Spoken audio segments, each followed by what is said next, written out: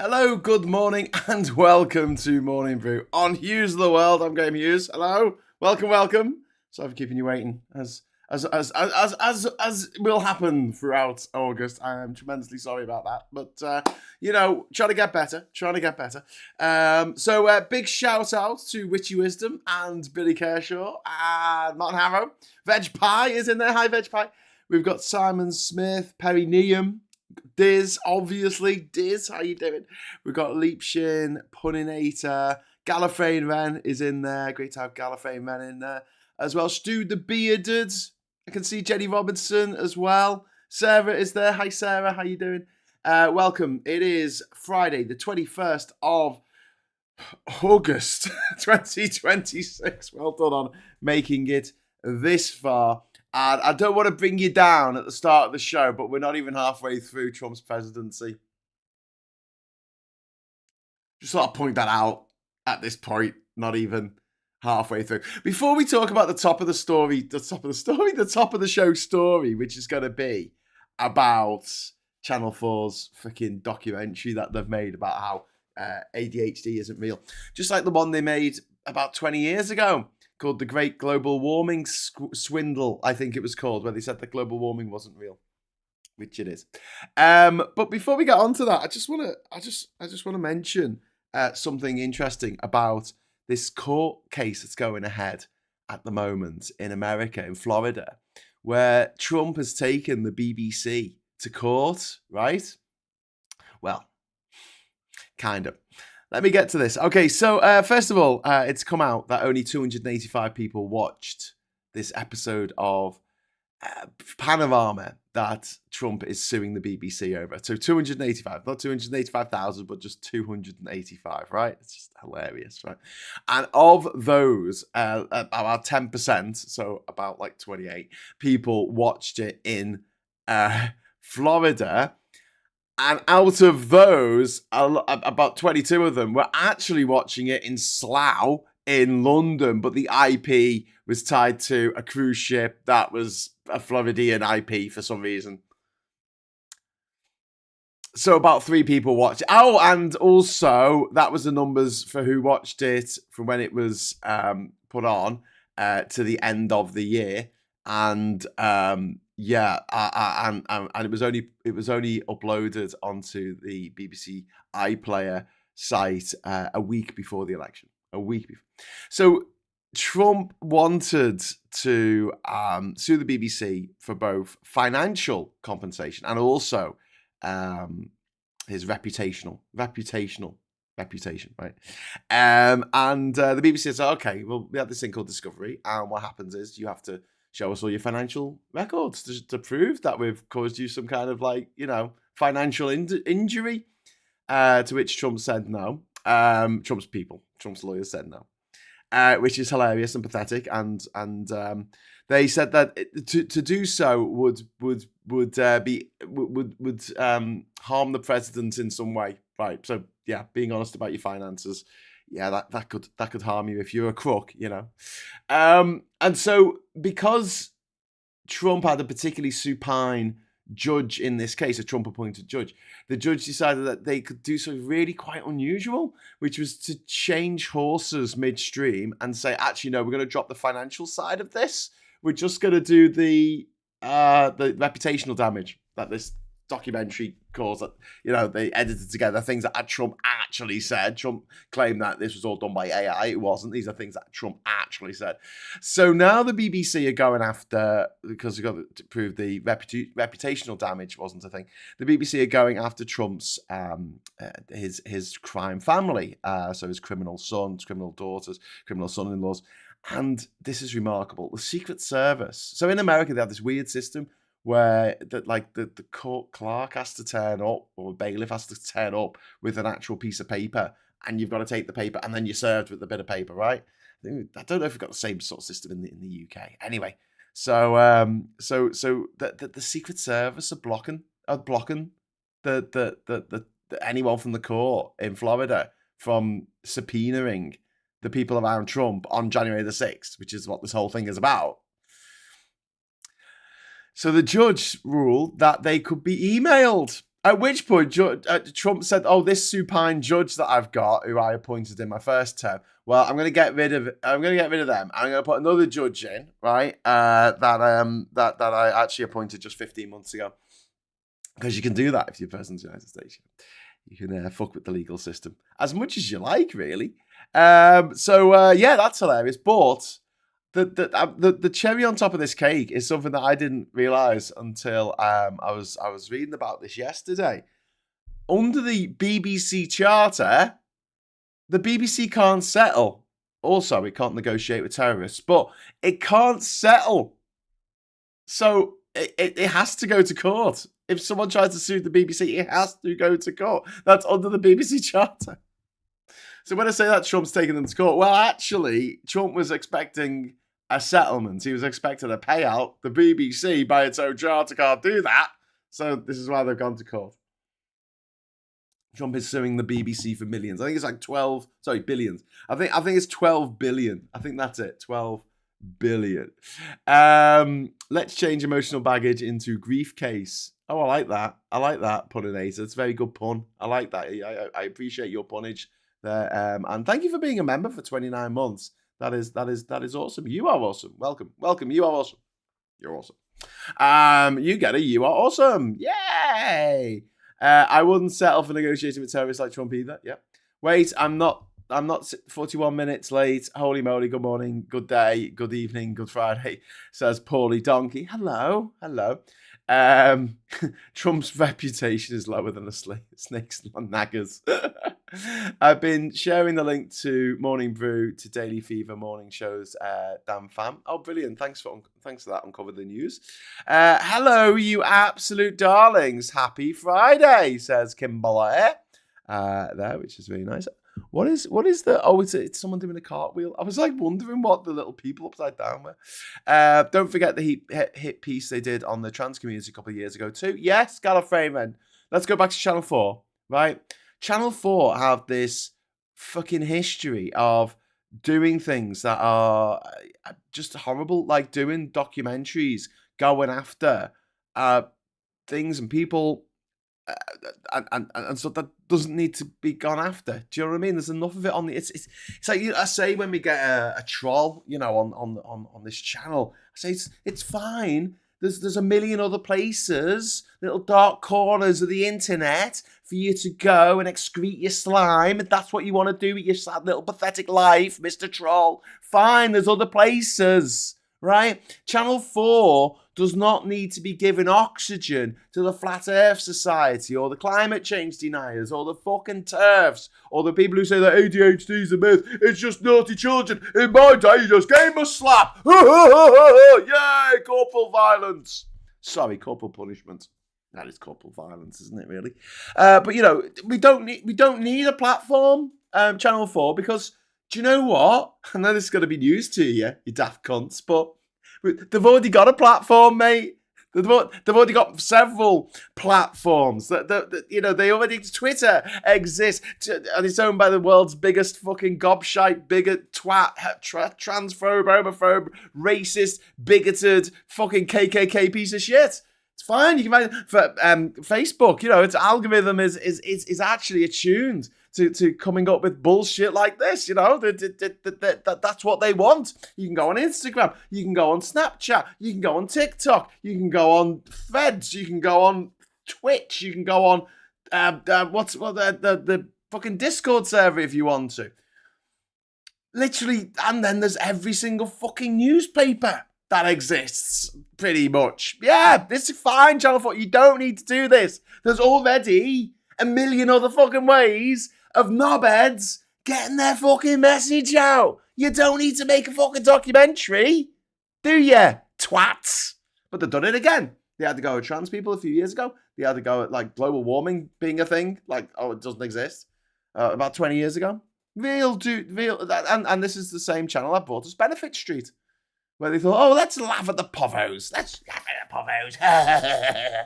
Let's laugh at them. Let's just sit around and wank ourselves to death watching some povo porn. Arseholes. Fucking arseholes. So this was a show on Channel 4. It was presented by NHS psychiatrist Dr. Max Pemberton. He concluded that ADHD was a social construct rather than a medical condition. And the program questioned whether the increasing diagnosis reflects a genuine neurodevelopmental disorder or whether normal behavioral differences are being medicalized. It suggested that schools and society should accommodate a wider range of behavior rather than relying so heavily on medication.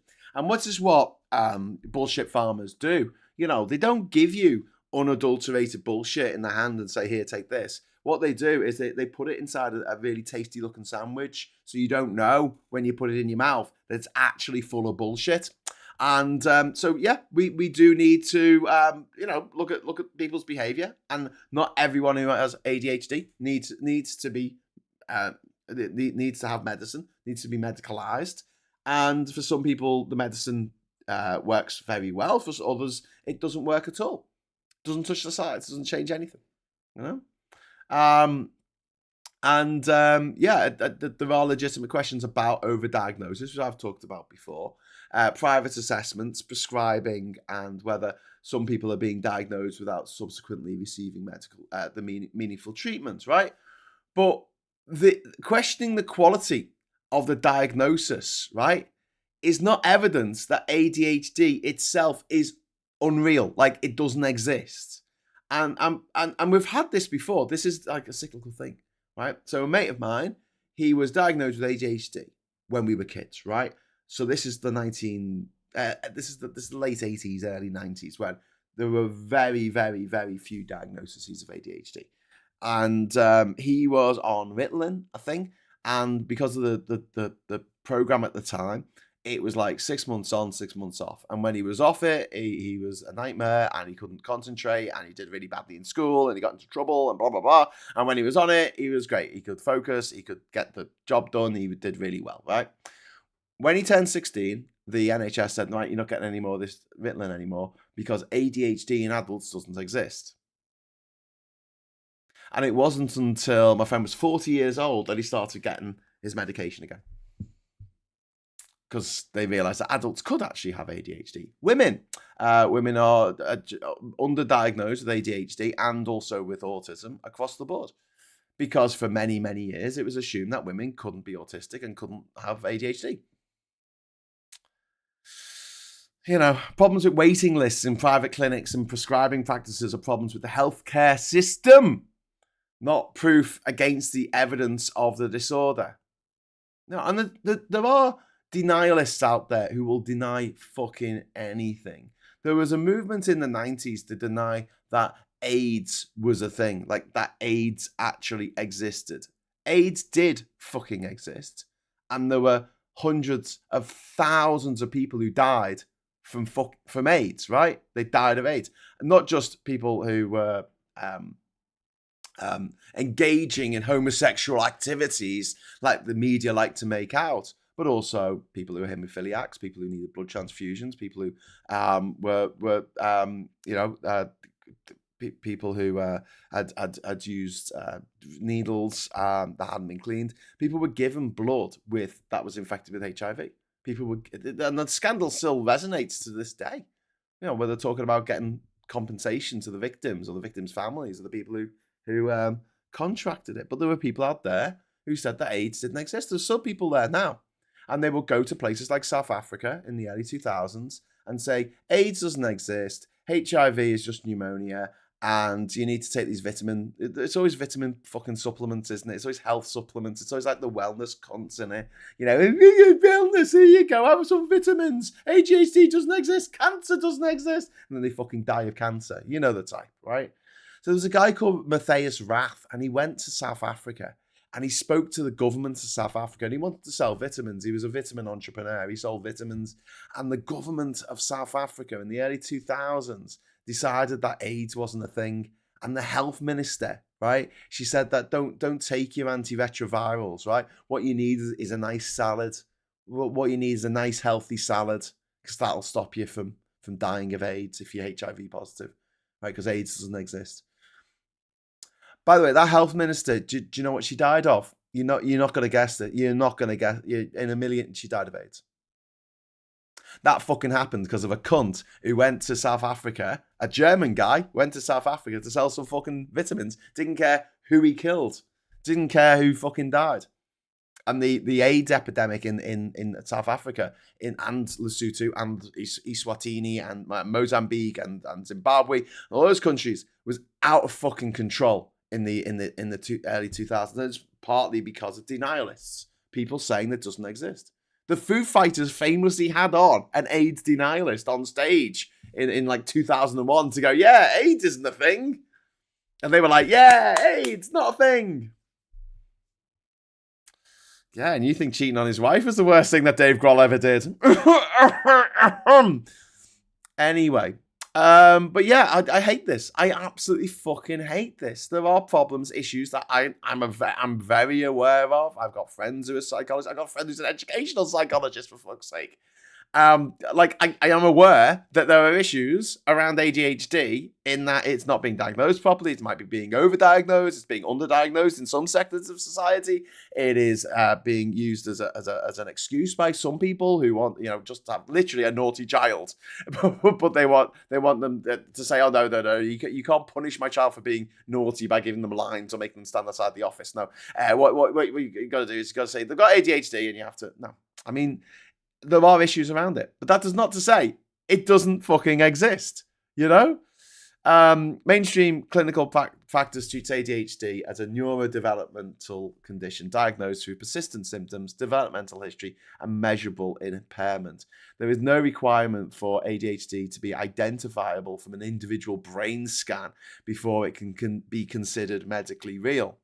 Professor Gina Rippon argues that the documentary ignored decades of genetic, developmental, and clinical evidence while selecting material that supports its original premise.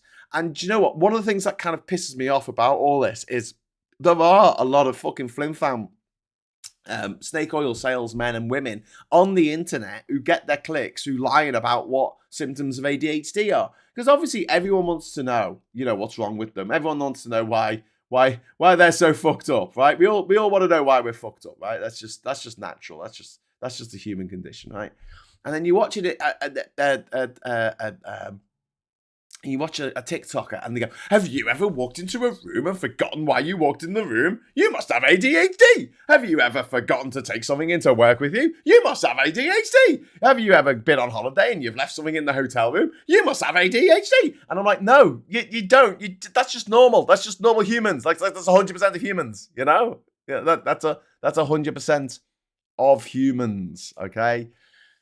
Stop it. This is big issue now. So now, because of this sort of tidal wave of bullshit on the internet going, hey, do you wake up in the morning and sometimes feel a bit tired? You must have ADHD. Because of that, a lot of people think they've got ADHD when they don't. And then obviously for every action, there's an equal opposite reaction. There are now people saying, well, it doesn't exist at all. Because they're all things that normal people do. And you're like, yes, but that's not ADHD. Fuck's sake. Fuck. Yeah, really fucking annoying. Really fucking annoying. Silversmith said they don't need anything psychologically. What they need is a bloody good hiding. That's Peter Pace. Silversmith. Just had my next translation for dexmethamphetamine, but pharmacy has no stock. Glad the methylphenidate. I don't know if it does space pills, to be honest. I really don't know if it does. I don't feel that much difference. Carl fucking Sagan died of AIDS because of a blood transfer. Did he? I didn't know that. I didn't know he died of AIDS. Fucking hell. God, that's fucking horrible. I fiddled the general ledger submission to the RHA to get an extra 423,000 of chlorosplan requested by the Thanks, Kimberly, for the message. I just, if you got to use medical terms at me, I can't read. Best of times. Peter Payne's like, there are degrees of ADHD, doubting its existence an excuse to cut costs such as medication or psychological services. Yeah, and who are the people who deny ADHD is a thing? They are like refuck counsellors. by the way, good bit of good news. VFUC got their arses handed to them in Burnley last night. I think it was in the ward of Penis Stone. They lost, and the Labour candidate got over 50% of the vote. Yes! So that was good. But I think they actually won somewhere. I don't know, somewhere in Cumbria or somewhere. Probably Cockenmouth. Sorry, Cockermouth. I still can't wait for the emergence of a disease which is incurable, fatal, and only affects rich people, and then I might consider the non-existence of a god. Yeah, I just checked. It was Isaac who signed my copy of Foundation at the back of a science fiction shop back in Toronto when it came out. R.I.P. Okay. So, where were we? Oh god, we were talking about this fucking show. Let's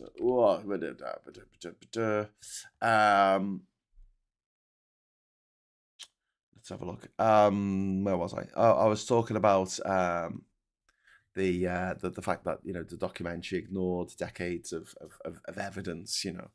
And Katia Rubia is a professor of cognitive neuroscience at King's College London, and she's claimed that the Channel 4's actually misrepresented her, which happens a lot in these documentaries, with the selected editing and stuff. She says she agreed to appear because she knew that the production was heading towards the proposition that ADHD was a myth and wanted to provide the scientific counter-argument. After broadcast, she withdrew her support for the programme. She says her comments were cherry-picked, shortened, taken out of context, so they appeared to support the programme's narrative. Channel 4 have rejected this and said that her contribution was edited fairly inaccurately, but you know how it is, right? The programme followed a kid called Mason, who was 10 years old, during a 6-week break from ADHD medication. During the same period, he also stopped using screens, ate less junk food and additives, spent more time outdoors, and had more interaction with family and friends. His family reported improvements in mood and personality.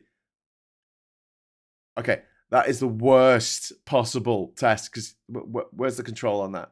Where's the control on that test? What? So at the same time that he spent more time outdoors, he was also off the medication. And his family reported improvements in mood and personality, but his performance in school deteriorated, and he later returned to the medication after the poor exam results. I mean, Rubia's criticism of this, because several things were changed simultaneously, the program could not establish that withdrawing the medication caused any improvements. They did a bunch of things at once and then went, it must have been that. And she's described the exercise as anecdotal rather than scientific, and also pointed out to the uncontrolled effect of receiving unusual attention through appearing through television. Yeah, no control on this one. no aggression to the mean. Yeah, it's ridiculous. It's absolutely ridiculous. And the program gave substantial attention to the risks and ethics of medicating children.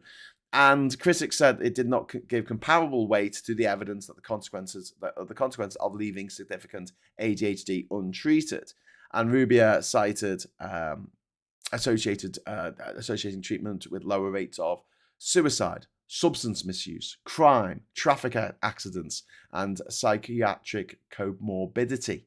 And she also criticised the program for failing to explore what Mason's deteriorating school performance might mean for his confidence and future achievements, which is understandable. I mean, a lot of the people I know who are ADHD are the people who took a lot of drugs when they were younger, because obviously their brain was bored and needed some stimulation, was in desperate need of dopamine. I feel I'm very lucky, because my ADHD was never that pronounced. I never felt the need to do that. And also, I'm one of the few people that I know of, and I don't want to sound like a twat by saying this, but it's just true, I didn't succumb to peer pressure. All my mates smoked. I didn't fucking smoke because it's fucking disgusting. And I always felt it was disgusting, and nothing was ever going to change my mind on the fact that it's fucking disgusting. And if you do smoke, you should fucking stop, because it's fucking I don't care about your health.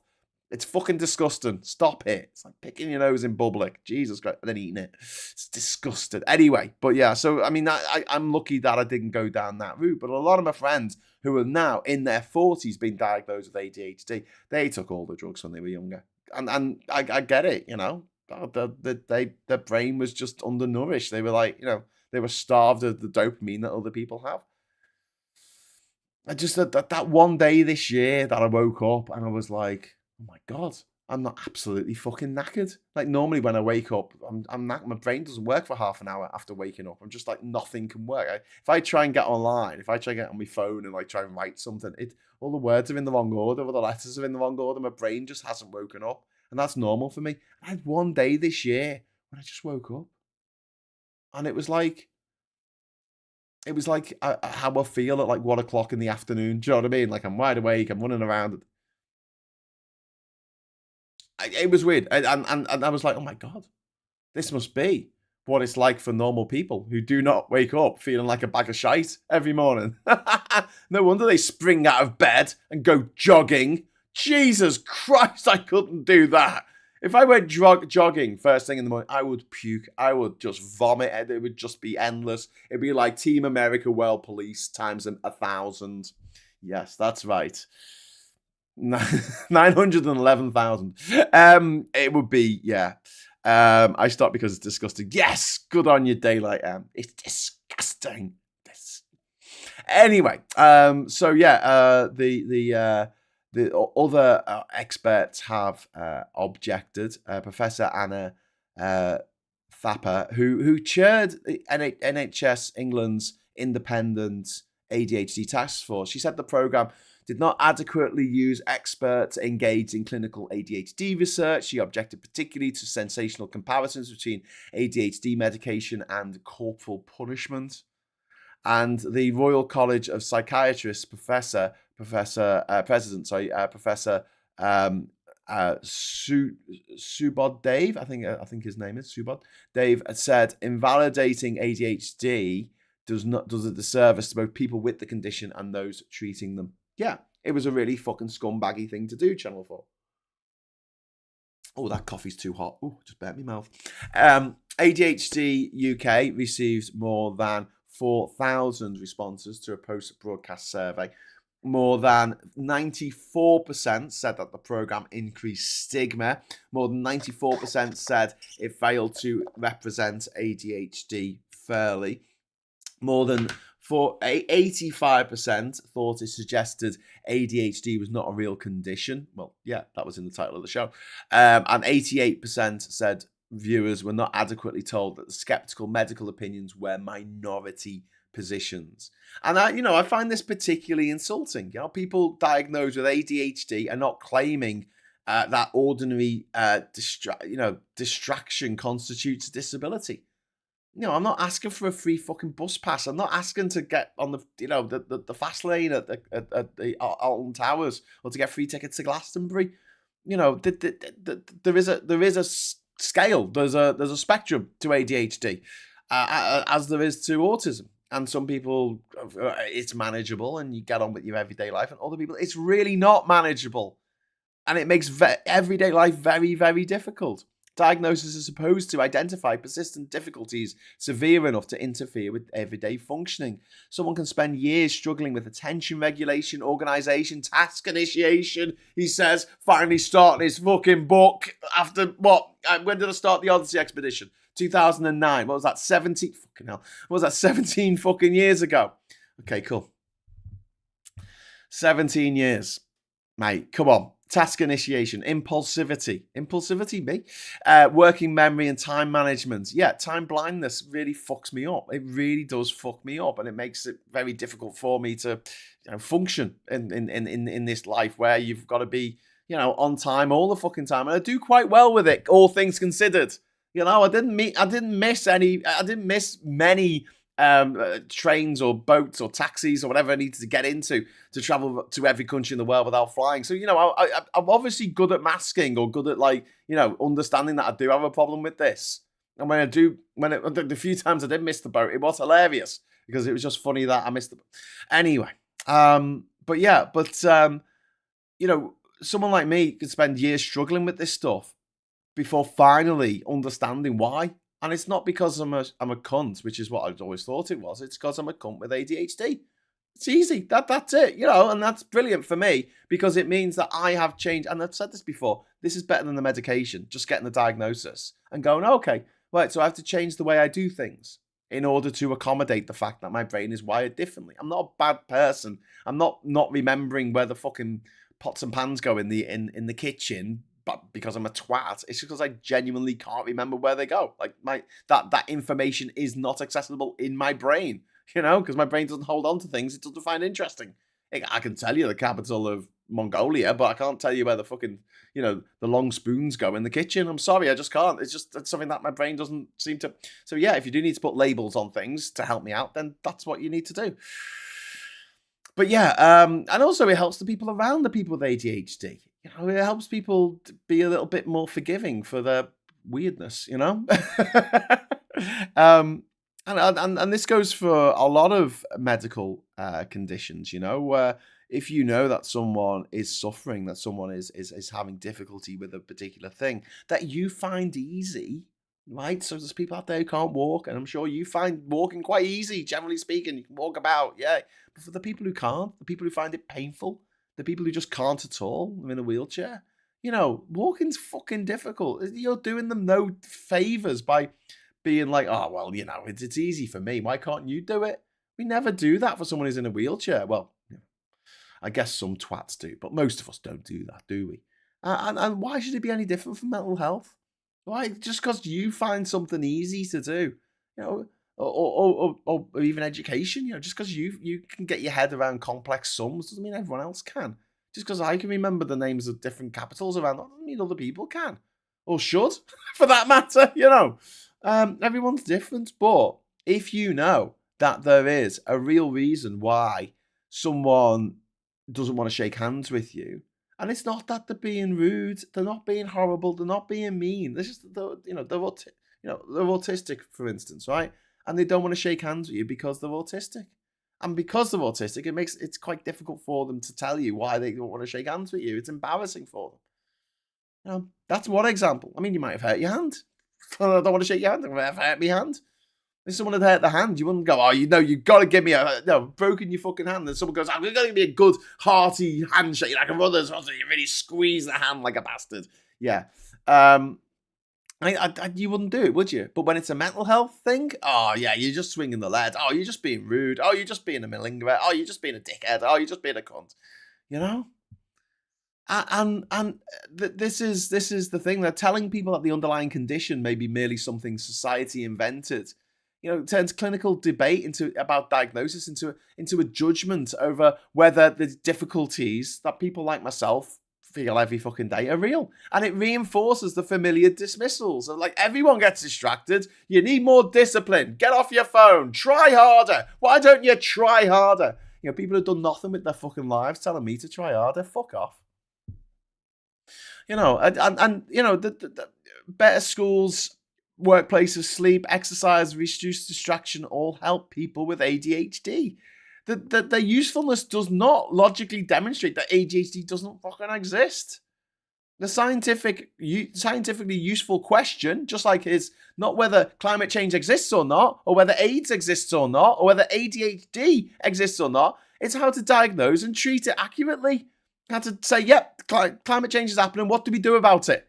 Yeah, AIDS is a real thing. How do we stop HIV developing into AIDS? How do we stop people getting HIV in the first place? To say it doesn't exist does no service to anyone except, I don't know, vitamin salesmen and fucking the devil. The fucking Grim Reaper. That's who it does fucking services for. And instead, Channel 4 chose to ask whether ADHD itself was a myth. Just like I did a show 20 years ago saying it's climate change a myth. No, fuck off. It's not. Channel 4's documentary, in its defense, it said it was intended to challenge conventional thinking rather than deny anyone's lived experience. Oh, fuck off. It says it featured senior psychiatrists, psychologists, psychotherapists, and neuroscientists with differing views. Yeah, and edited the people with the differing views to fit the narrative of the show. The broadcaster argued that the prescribing practices and diagnostic standards are subjects of genuine public debate and fall within its remit to challenge the status quo. No. No, you're fucking with people's lives here. You know, challenging this. You know, it's like, oh, you know, why'd you go around smashing all those windows, little elf with a fucking hammer? Oh, because it's, you know, I've got to challenge the status quo. Why have you got to vote for Brexit? Oh, you got to challenge the status quo. Why have you got to build a big concrete and glass block on the side of this beautiful Spanish missionary style fucking building? Because you got to upset the status quo. Hey, whoa. Why didn't Channel 4 do something about the status quo? How about the fact that 97% of people on Channel 4 are fucking privately educated? Why don't they do something about that? Oh, wait. 70% of people who are in Hollywood, 70% of people since 2000, right, who are either the directors or the writers or one of the top 3 stars of a movie are Nepo babies. 70%. That's fucking crazy, isn't it? That is just nuts. That is. Those figures are just insane. You know, there's a foot in the door. It's a foot in the door. There's a lot of people who can do that, but you know, you got to have a foot in the door. Anyway, I'm gonna. Oh God, I've just realised I didn't do a goal. We need to. It's good to have a goal, isn't it? We'll have a goal for the next couple of hours. Obviously, I'm doing the agenda later with Phil Morehouse.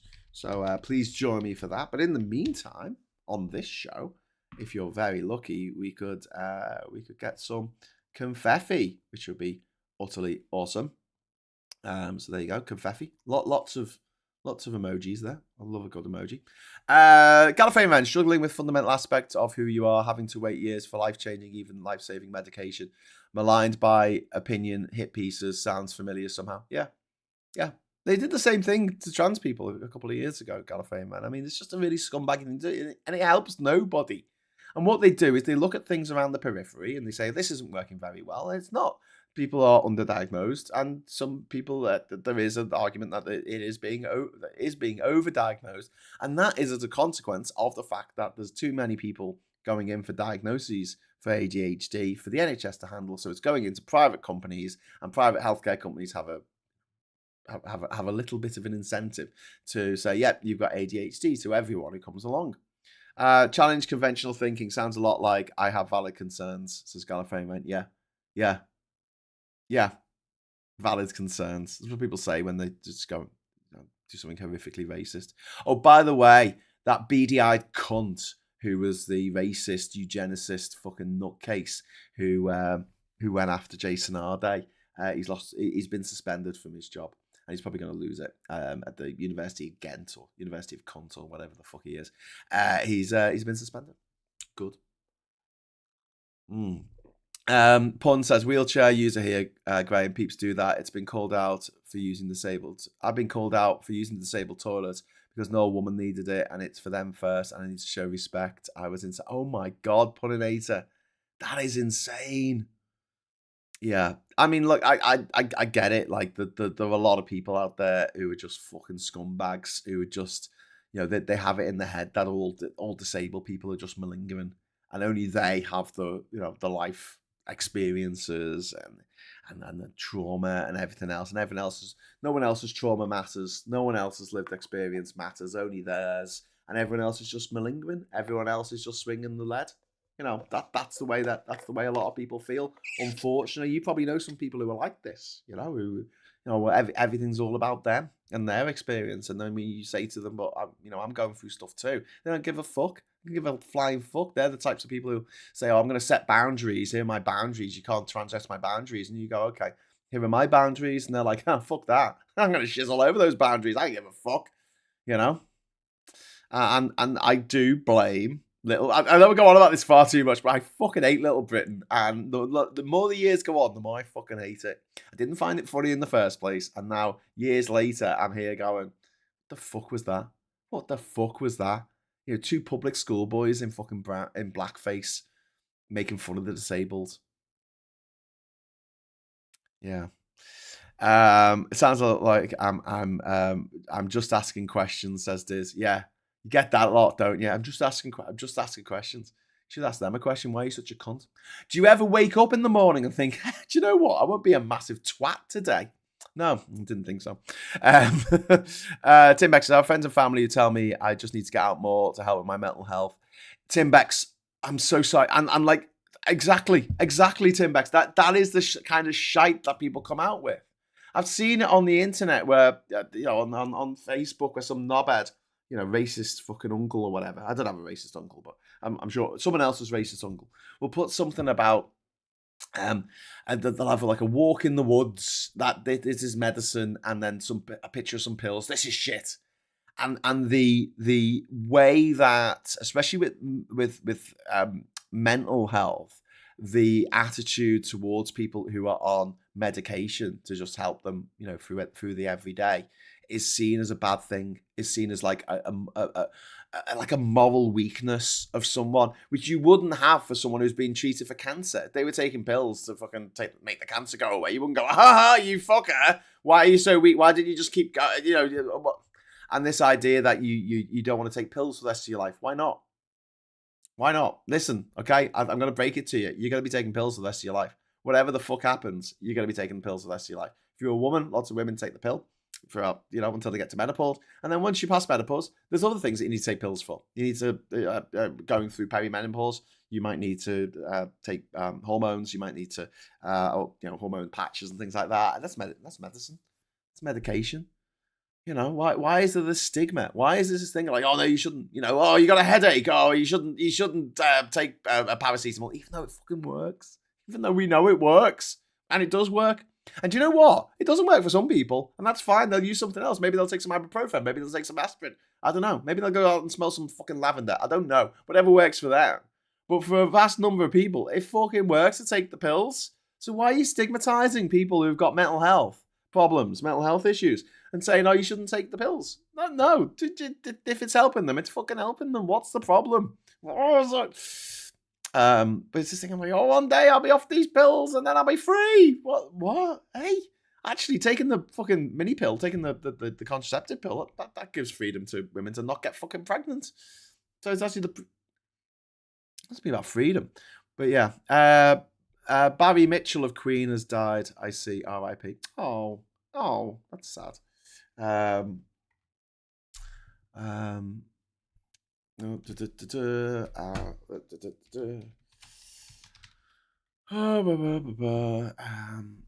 shit, yeah. Barry Mitchell, former Queen musician, has died. He was the second bassist in 1970. 71. He played the original bass lines for songs like Liar and Son and Daughter. Cool. Oh, that's sad. Brilliant news regarding Nathan Koffner's. Yes, thank you very much. God, he's a weird looking fucker. He's a beady-eyed fucker. Seriously. I said yesterday, I hope one day he stays out too late and he gets turned to ash by the fucking dawning sun. But apparently he's Jewish. I'm like, a Jewish eugenicist.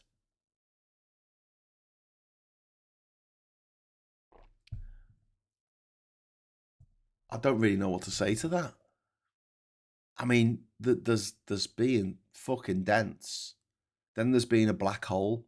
Then there's being a neutron star. Then there's being fucking Nathan Koffnas, the Jewish guy who's all for the Nazi ideology of eugenics, which would see him put into a camp and gassed to death, and all his family and his mum and his dad and his brothers, sisters, whatever. I mean, that is a level of density that I just think it would break the laws of thermodynamics, to be honest with you. I mean, how'd you get to be that thick? Was he kicked in the head by a horse? Was he born that way? I don't know. But fuck me. It's like me joining a group called Gingers for Extermination. I'm what are you doing? I'm setting up extermination camps. What are you doing that for? Going for people who are ginger. And everyone's like looking at me going, but Graham, you seem to have a tinge of ginger in your minge. Yeah, but I'm sure they'll make an exception for me and everyone who I like who is ginger.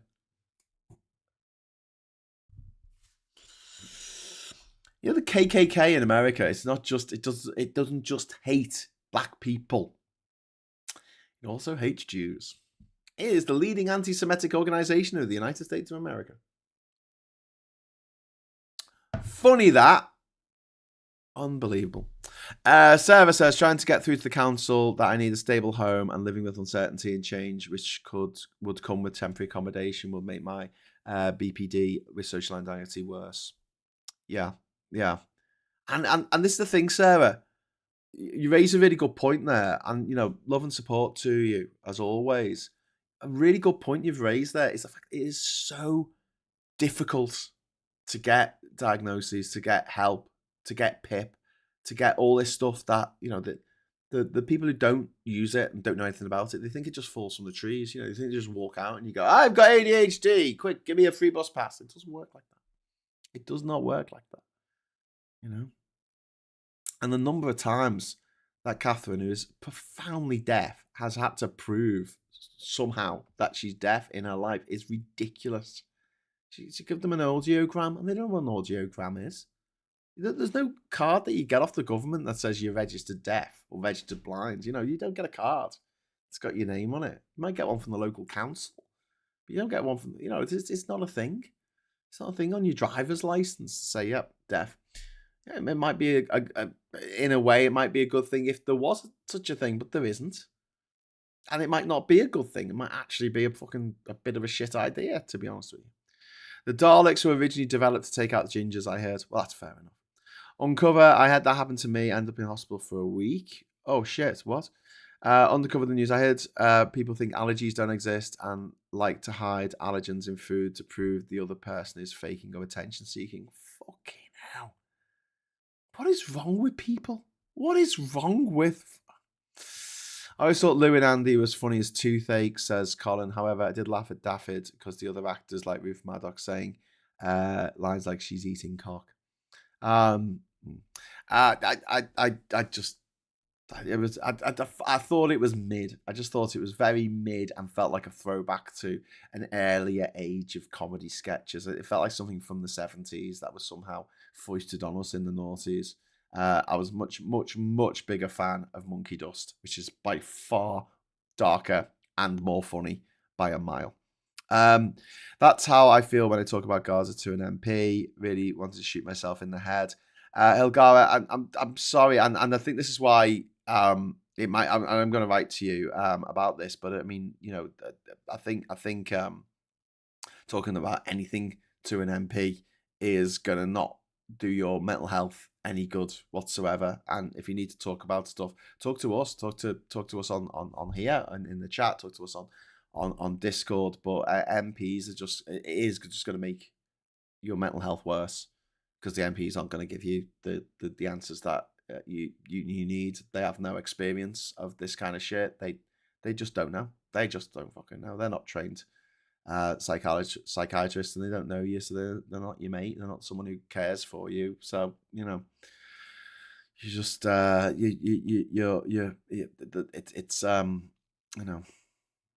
it's sad. It's sad. It really is. Paulie Donkey, I've seen the 1980 documentary Blues Brothers. The Illinois Nazis didn't like Catholics much either. That's very true.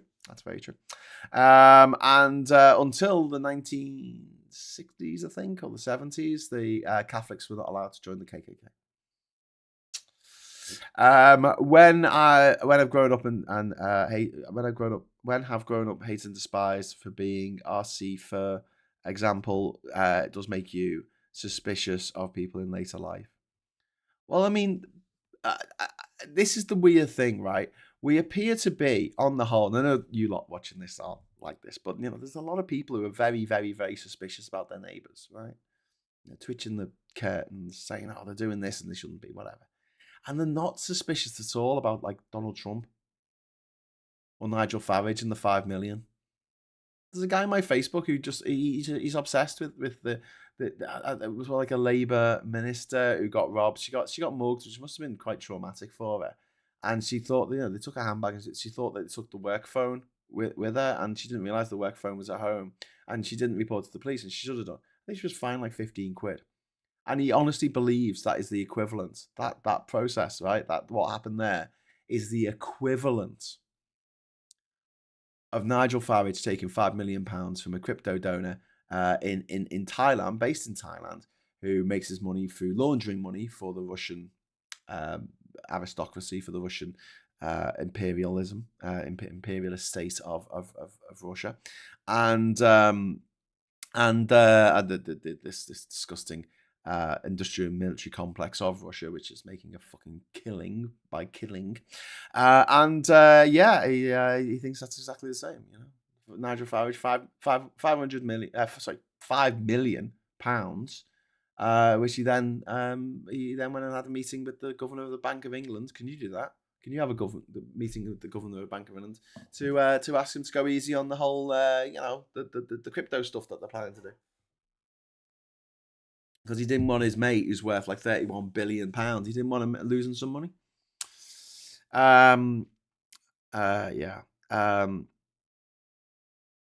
It's like Luke Asa, his friends of Israel MVP. I pointedly told him I don't agree with his denial on genocide. It's why I'm on bail, bro. Yeah, Hilgar, that's what I'm saying. Like, look, it's up to you, mate. I can't tell you what to do with your life, but if I was you, if I was in your position, I'd just fucking leave it, because nothing good's going to come of it. Then, Luke Akehurst is not going to he's privately educated, by the way. He's not going to wake up. He's the MP for North Durham. For those of you who don't know Durham politics too well, but yeah, he's a big fan of Israel for some reason, and he's not going to change his mind. He's not going to change his mind, no matter what you say to him. He's not going to change his mind. That's it. It's hard enough to get someone that you know and love to change their mind about fucking anything. Never mind someone that you don't know. So yeah, that's just me. That's just me. Oh, One Angry Pagan is in the chat. Hello, One Angry Pagan. I hope you're feeling happy today. As a Canadian, always had the opportunity to speak any Canadian, including the head of the Bank of England back in the day. I could go over and talk to the Prime Minister right now. Lol, joking. Yeah, I know. Just set up. It's like in Australia where you just open the window and shout, Mr. Prime Minister, and he's there in a billabong.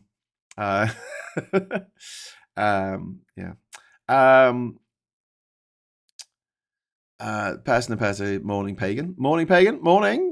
L says half year's signature meals have been recalled, all years other productions, including chef's paella, temporary withdrawn as a precaution.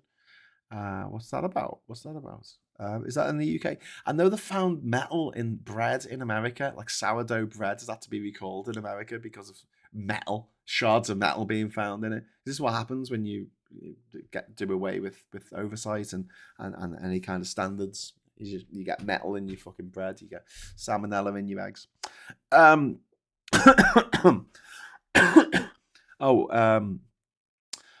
Years of voluntary recalling the year's signature meals include buckwheat as a production following a small number of reports of dry eye in dogs. Oh, okay.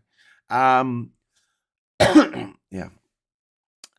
This was 8 months ago, says Hilgara. Okay, cool. But yeah, I stick with us. Stick with this gang. We're cool. We're cool, aren't we, gang? Yeah, we're cool. And we don't think that Israel should be allowed to get away with fucking the crimes it keeps committing. Anyway, so I've got some other stories to talk about. Should we talk about some other stories? Refuck have suspended Tim Montgomery. Refuck of senior activist Tim Montgomery, privately educated, of course, has criticised Nigel Farage, privately educated, of course. Montgomery questioned Farage's leadership and his failure to attend the Clacton Buy account. Richard Tice, privately educated, of course, says disagreements should be handled internally rather than publicly. Sorella Braverman, privately educated, of course, wasn't available for comment. Neither was Robert Jenrick, privately educated, of course. And neither was Danny Kruger, privately educated, of course. Nazir Youssef didn't have much to say about it. I think they had a tiff online. Privately educated, of course, by the way. Nazir Youssef went to private school, as did pretty much everyone in Refuck. Are you spotting the pattern? Are you seeing the pattern? Can you see the pattern? I don't know if you can. They say that ADHD people are very good at spotting patterns in things, unlike everyone else who can't. But there you go. So if you can't spot patterns in things, then let me spell this out to you. Everyone involved in Refuck pretty much went to private school. That should tell you a lot, because they live in a gilded bubble, and they have done all their lives, and they never had to wipe their own arse, or do their own dishes, or take their own bins out. They've always had someone to do it for them. We've got to talk about Nathan Kofnas. This to say he's been suspended by Ghent University pending a disciplinary investigation. And he was one of the he was the first academic to publicly accuse Jason Arday of plagiarism. He previously lost his fellowship at Emmanuel College in Cambridge after controversial writings about race. And he says that academic freedom comes with Ghent University said academic freedom comes with responsibilities and reiterated its opposition to racism and discrimination. Freedom comes with responsibilities. And I thought this, I'm going to say it again because I thought there's a great line from season 5 of Fargo where the guy is a mad libertarian, Trump voter, twat, gobshite, wife beater, murderer, psychopath, scumbag, like they all are. Says, I just want freedom. I want freedom. And the woman who's a CEO of a successful debt collecting company says, no, you want freedom without responsibilities. And the only person who gets that is a baby. You want to be a baby. You're fighting for your right to be a baby. And meanwhile, Burnham's been on the socials again. Yesterday, he was talking about bringing the National Crime Agency into investigating large-scale illegal waste dumping. Currently, the fly tipping fine is like £300 or something. They want to take it up to £5,000, which I welcome. And the Environmental Agency will work alongside organised crime investigators, and the government wants proceeds of crime powers to be used against offenders in these cases. These proceeds of crime powers were brought in, I think, in the 90s, but they were to do with drug dealers, so they could make sure that they could take the drug dealers at BMW and McMansion off them. The objective is to make criminal operators pay towards the cleanup costs for the mess that they have made. Another easy win for Burnham to just stand up and say this. And before you say it, yes, do you know what would be another easy win, Mr. Burnham? To say we're going to sack off this fucking guidance because it makes no fucking sense. And it just discriminates against trans people for no reason whatsoever. And it's not going to make things better for trans people who are now having to use the disabled toilet. So the disabled people have to wait longer to go for a piss. And if you're disabled and you've got a stoma or something and you need to use the toilet immediately, you might not be able to because there'll be someone in having a piss who, has to use the disabled toilet now because apparently trans people are disabled. The only people it's going to affect now, because trans people are using the disabled though, are going to be cisgender women who don't look sufficiently feminine enough for the eye of the beholder of some gobby little Karen in the toilet who goes, you don't feminine enough for my liking, you can't go for a wee in this toilet. You'll then bring in the venue into the situation and say to the person behind the bar, this person in the toilet shouldn't be, the person at the bar has to make some kind of judgment call, say whether they can go for a piss or not, and if they get the judgment call wrong, they can be sued for discrimination. So yeah, I do think that the guidance will eat itself. I really do. But in the meantime, I'm just fucking upset for my trans friends and family who have just absolutely fucking taken a beating for no reason other than the fact that they exist. Oh, and that J.K. Rowling's a fucking nutbag, sadistic little fuck. Anyway. My tits aren't big enough. I'm going to go out there and hate trans people. All right, love. Fucking arsehole. Anyway, so, there's another story today about the French police clashing with people attempting to cross the channel. Footage is showing French police confronting people preparing a dinghy on the French northern French coast. And they damaged the inflatable, and they used pepper spray,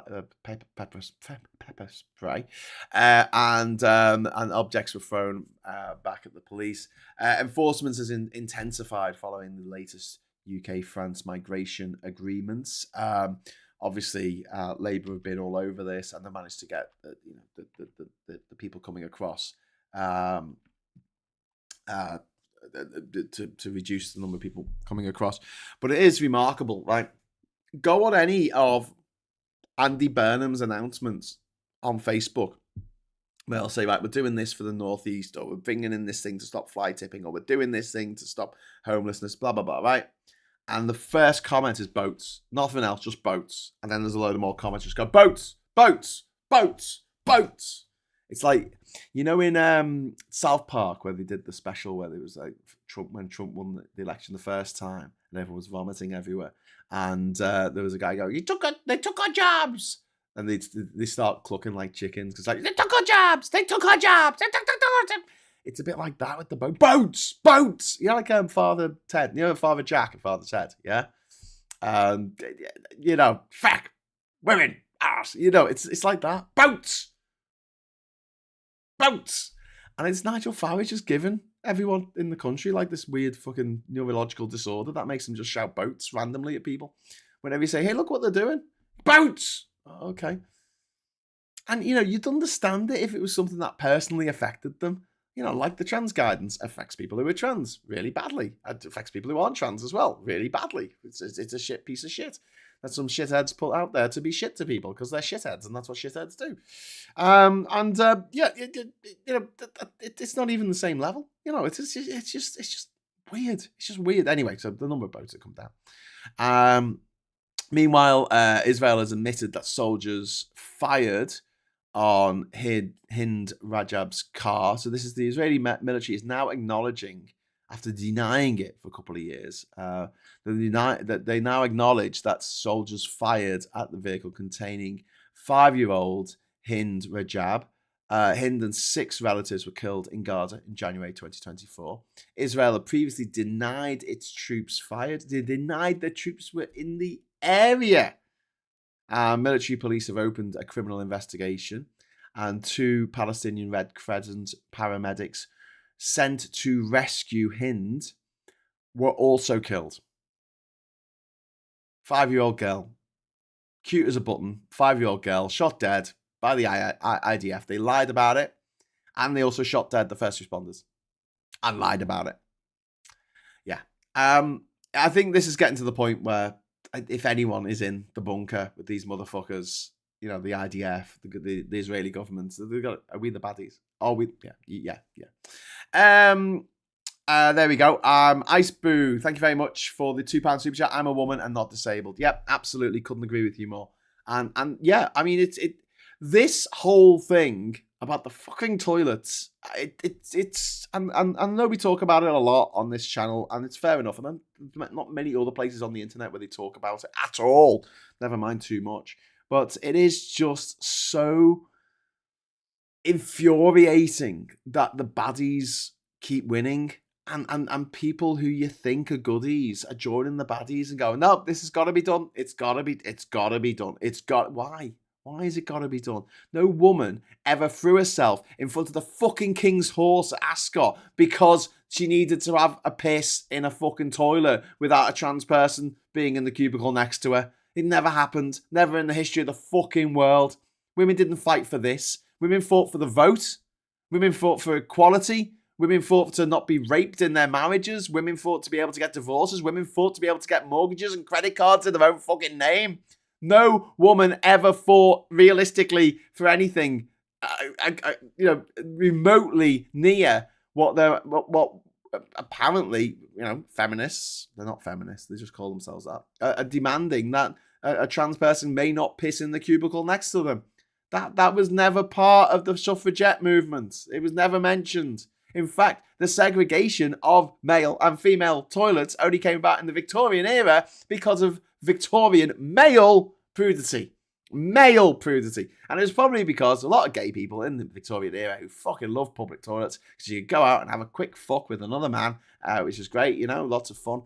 And they didn't want women coming in and disrupting the proceedings, putting them off their stride, so to speak. I don't know. I don't fucking know. But toilets being split into men and women only became a thing in the Victorian era, and it was a system designed by men.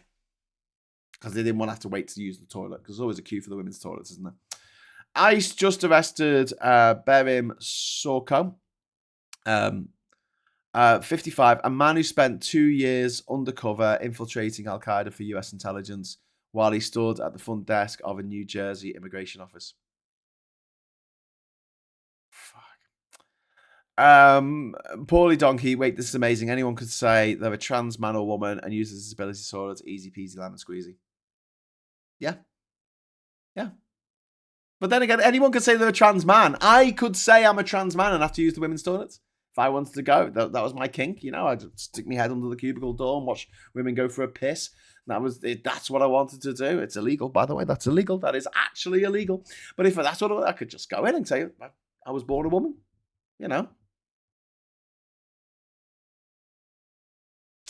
Spam boats, spam boats, spam, spam, spam, spam, spam, boats, boats, boats, boats, boats, boats, spam, spam, spam. What pisses me off is the guidance won't be reversed because it's cruel. It'll only be because too many cis women are collateral damage. I don't call that a win. This whole thing's a fucking disaster, Ren. But what I'm saying is that it will end because it's unsustainable. I keep saying this about things that are morally repugnant, but also financially not worth the while, like slavery.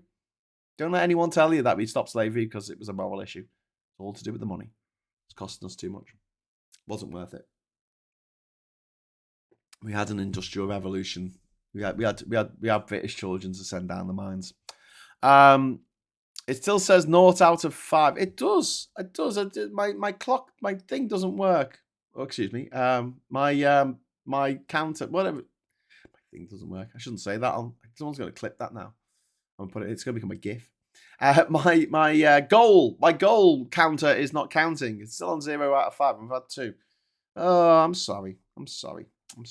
To Ryan Burke there, and also to Ice Boot. I don't know what's happening there, but if we do get another free super chat, I will unleash the confetti cannon and keep Diz happy. It just won't happen in the chat for whatever reason.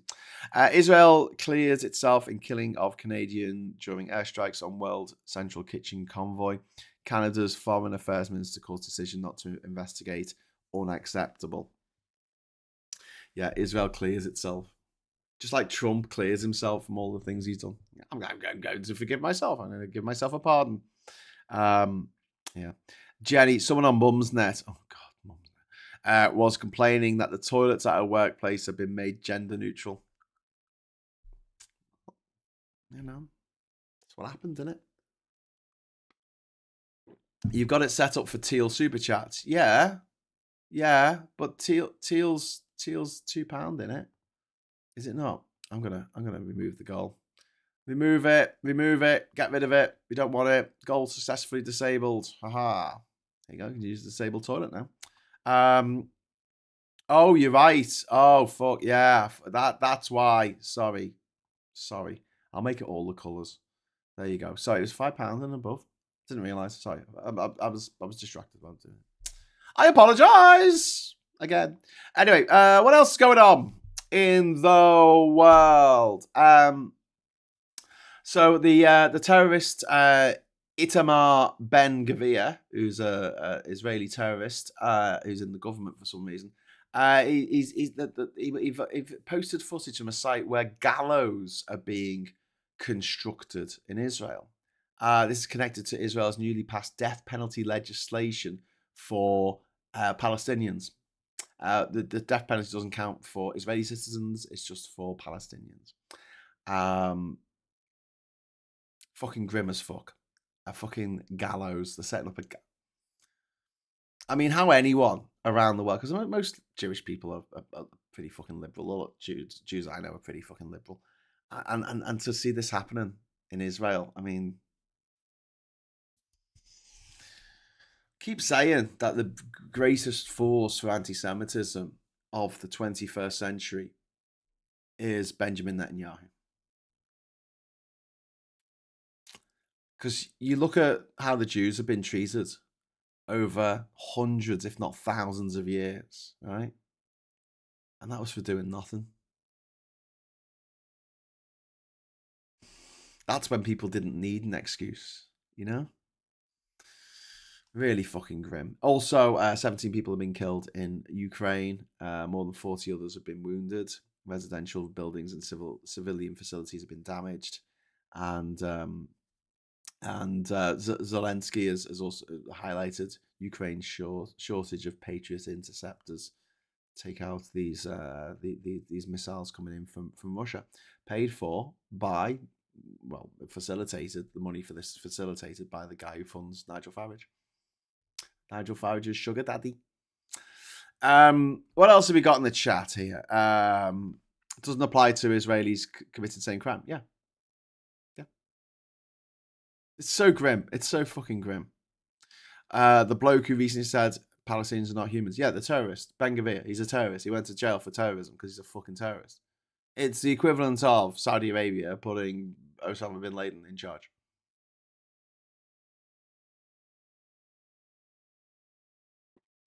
Could you imagine Osama bin Laden in Riyadh setting up some gallows and saying, "This is just for white people. This is just for the non-believers." I hope every one of this terrorist, genocidal terrorist, fascist, Zionist, demonic, evil Israeli government gets to hang there ASAP. I'm not for the death penalty. I don't want anyone to die, be put to death by the state or any state. But I do think that they should all go to jail for the rest of their miserable, stinking fucking lives. What they've done, the damage they've done to not just to Gaza and to the West Bank, which is evident, where they've razed cities and killed so many people, over 100,000 people killed. But also the damage they've done to Jewish people around the world. This is going to echo through the generations now. In the same way that people like Osama bin Laden did not do a service to Muslim people around the world with September the 11th. There was an uptick in suffering for Muslim people everywhere because of September the 11th. And the same thing's happening now with Jewish people. We're seeing more anti-Semitic attacks and anti-Semitic writings and things like that than we've seen since World War II, if you can believe that, in Europe in the last couple of years. What they're doing is fucking horrible, and I hope they lose in the upcoming election. Benjamin Netanyahu is wanted as a wanted war criminal, but he's also wanted in his own country for corruption, because corruption and being a sadist and being a cruel genocidal maniac go hand in hand, don't they? It's just really grim. It's really grim. I oppose the death penalty. You can keep someone alive in pain for a long time. Paulie Donkey, I like making the distinction that the Israeli democratically elected government is poopy doop, and neither Jews nor Israelis are really the problem, at least in Israel.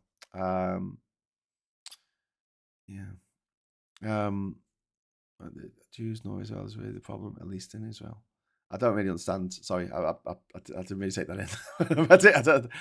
Sorry, you had to. The Israeli regime evil, but clearly, but demonic. That's an odd slur. Well, I'd say that the Trump administration's demonic. I'll say that the Tory administration. I'll say that when they were in. I'll say that what Nigel Farage wants to do is demonic. I mean, if you're a demon, what do you want? You want people hating each other. You want people fighting. You want pain and suffering. That's what you want. I don't really have a problem with that particular word. Part of my opposition to the death penalty is because I prefer murderers to spend the rest of their lives thinking about the consequences of their evil.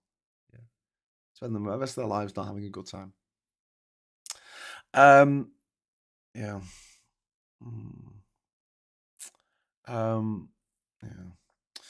Really fucking grim. Okay, so next up we got there was a story that Romanian forces have destroyed a marine drone near the Neptune Deep gas project in the Black Sea. The device was reported to contain explosives. Russian F-16s were deployed, and the president of Romania has blamed Russia. By the way, Romania is a NATO member, so this is quite interesting. So yeah, Romania has destroyed a marine drone, obviously Russian. And then just go back to Israel for a moment. Israeli human rights organization Yeshdin reports that increasing settler attacks inside areas nominally under Palestinian civilian control, settler violence moving deeper into the West Bank. Its analysis shows that over almost two thirds of reported settler violence in 2026 has occurred in these areas. And the group argues that the shift threatens the territorial viability of a future Palestinian state, which is why it's being done. It's worth noting as well that this is an Israeli human rights organization, because they do exist. And meanwhile, Reform have proposed subsidies for small companies hiring apprentices. Packages include wage support and a £2,000 retention payment, and the estimated cost of this would be between 1.5 billion and 2 billion. And the party says part of the cost could be covered by restricting student finance for foreign nationals. I mean, Jesus Christ, these not very good with numbers, these people, are they? Yeah. I don't understand what they think they're doing with that. It patently doesn't work. Death penalties don't actually work as deterrent anyway. Countries with such things still have murderers. Well, yeah, Andy, the murder rate in America is 5 times higher than it is in the UK. The death penalty doesn't work. Doesn't serve as a deterrent. Do you know what does serve as a deterrent? Not letting fuckers have guns. Meanwhile, there was a competition for the invertebrate of the year revealed by Chris Packham yesterday, and the leaf sheep won the Guardian's 2026 competition. It's a tiny slug found in parts of Asia. It steals functioning chloroplasts from the algae that it eats. Those chloroplasts continue converting sunlight into energy inside the animal, a process called kleptoplasty. And it's about the size of a grain of rice, but basically it's solar powered. It was really funny because we're watching the video, and they had like a top 3 countdown for the invertebrate of the year. And I thought that number 1 was going to go to Michael Cohen, who is now Trump's Bezzy again, after making literally hundreds of videos calling him a cunt.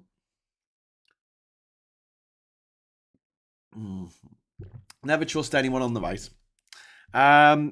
Spice Pills! Thank you for the £2 super chats. Thank you, Graham. First stream in a while. So no, you had to apologise for anything. I'm glad you're back. I'm already a terrorist. The death penalty would have abused by the ruling class to eliminate dissenters. I don't know if that is happening in the UK or even in the US, really.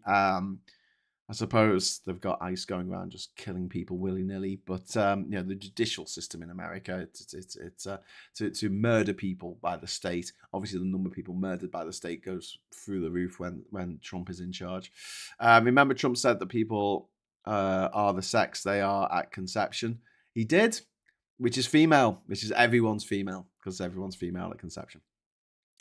Putting you on Dragon's Den soon. What's this slogan? It costs for an arm and a leg. American senators. Yeah, but I was going to say to Garva's point. I mean, yeah, if you live in Russia, yeah, death penalty for dissidents. I mean, it's not a judicial thing. Obviously, they just put some polonium in your sushi or put some fucking Novichok in your pie. Put some Novichok on your doorknob. That's the way they do it. Okay, so we're going to go over to the papers, and you're going to have to brace yourselves. Can you brace yourselves? Are you all braced? Are you all braced for the onslaught of royal bullshit? Okay, let's get into it. Royal bullshit in the papers. Would help if the papers actually appeared. Thank you.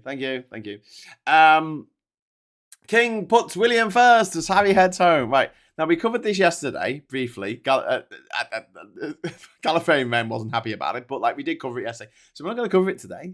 I don't give a fuck.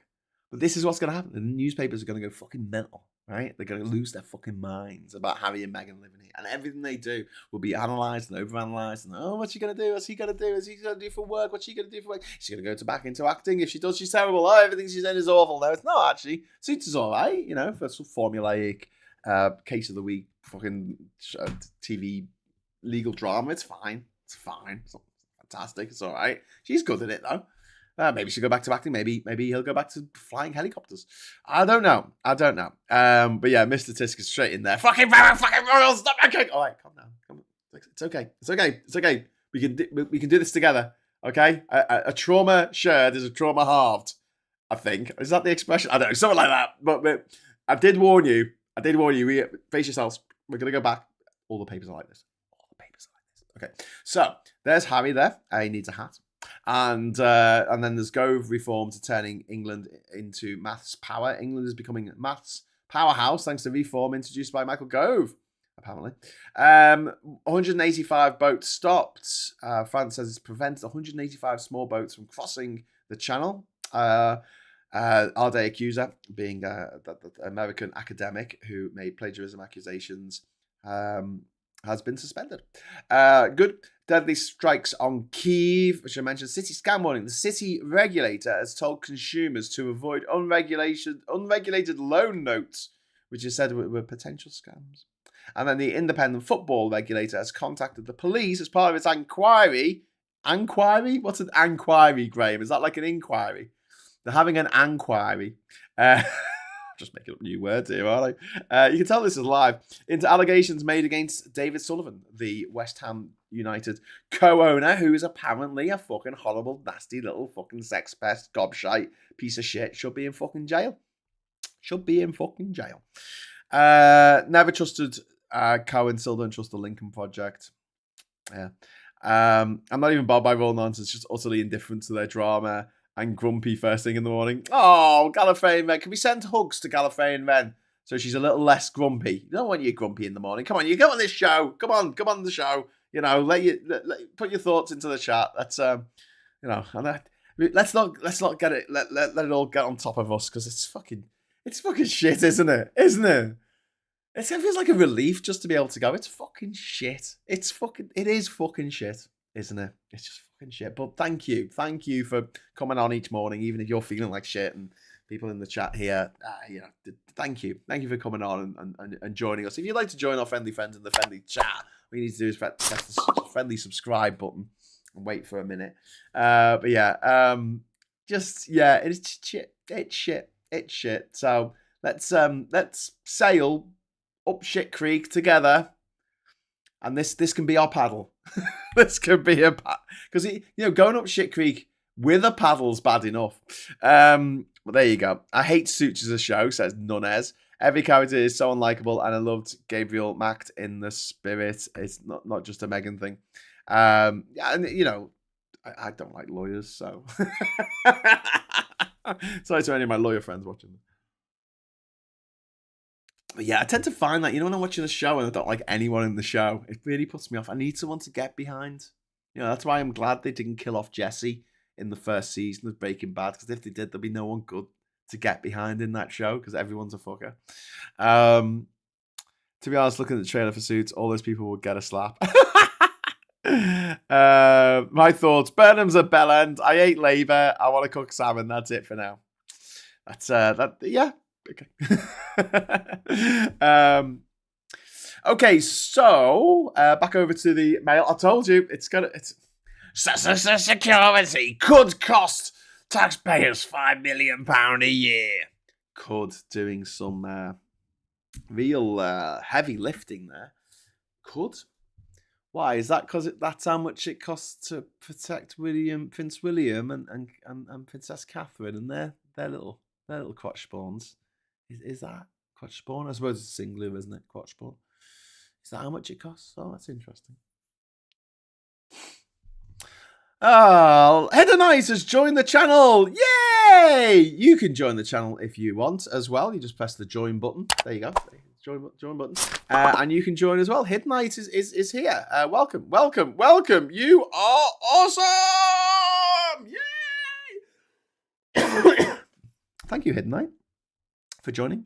11 months with a 1.5 month hiatus. I'm sorry. I hope it wasn't something that I said. But thank you. I'm glad you're back. Okay, so Ms. Paula Thomas, thank you very much for the £5 super chat. You do realise that Farage's ancestors were Huguenot refugees who got to the UK on small boats. They certainly did. Yes, under Louis XIV, the revocation of the Edict of Nantes. They're not gonna let me forget that one, are they? What was it? 1884 or something? Sorry, 1684. 1880. What the revocation of the Edict of Nantes? 1685. Not bad for a guess. There you go.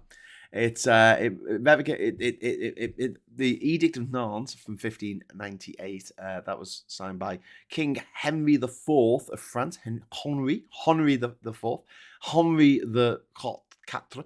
Originally granted Huguenots public worship, civil rights, and safe havens to end religious wars. Louis XIV wanted total religious and political uniformity under Catholicism. One king, one law, one faith. So there was the revocation. So that led to a lot of refugees, Protestant refugees, streaming out of France and coming over to the UK, including Nigel Farage's ancestors. Or, either that or they came out of some fucking bog. Bog trolls. Anyway, 5 million, that rings a bell. Nigel, laters, and thank you all for the company. Be kind to each others and take care. Oh, that's very nice. Thank you, Lost Mystery. Hope you have a great day. Edict of Nantes. Yes, the Edict of Nantes. And there was the Edict of Nantes was revocation. The revocation of the Edict of Nantes. It's Luke and Mary's fault. I don't pay you anymore. Police took my phone. That's my excuse. That's okay. If you haven't shit going on in your life, honestly, it's not a problem. You can watch. It's fine. Shalong, says Jenny randomly. I love that. Shalong. But yeah, back to the daily fail. We've got that's it. Sarah Vile. Harry swanning back in must be enraging for William. You see, because most people return. The return of the king. You can imagine Sarah Vine there on the outskirts of Gondor saying, this Aragorn swanning back after 1,000 years. Swanning back, swanning around, declaring himself king like a big swan. That swans are odd. Swanning. Alison Boshoff. Their friends tell me Meghan is fully behind this shock move. And Robert Harben, how this will shape the future of the monarchy. The Return of the Prodigal Prince. It's a royal special. For special people who obsess over the fucking royals. I go back to that point that the Irish commentator made about, imagine if your neighbour was just obsessed with clowns and everything in the house was clowns and they had little porcelain clowns and everywhere, and pictures everywhere of clowns, and they were obsessed with, and all they ever talked about was fucking clowns. And here's the kicker. Your family were murdered by clowns. That's what it's like living next door to the United Kingdom. Yeah.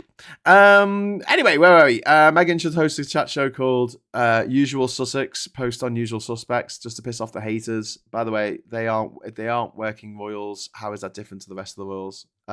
Yeah, true. Remember the Monty Python sketch where Michael Palin played the Glaswegian King Louis, who lost count of which King Louis he was? I don't remember that one. There were a lot of King Louis. There were 16, 17, maybe 18, maybe, but nah. Realistically, there was 16. I think got his head chopped off. I know there was the Louis the 18th, but I don't know, they seem to skip the 17th for some reason. The night is a schlong and full of Trevors. The night is schlong and full of terrors. It is. Trevor's. I've got a friend called Trevor. Channel 4 needs to do a documentary on ADHD in the royalty.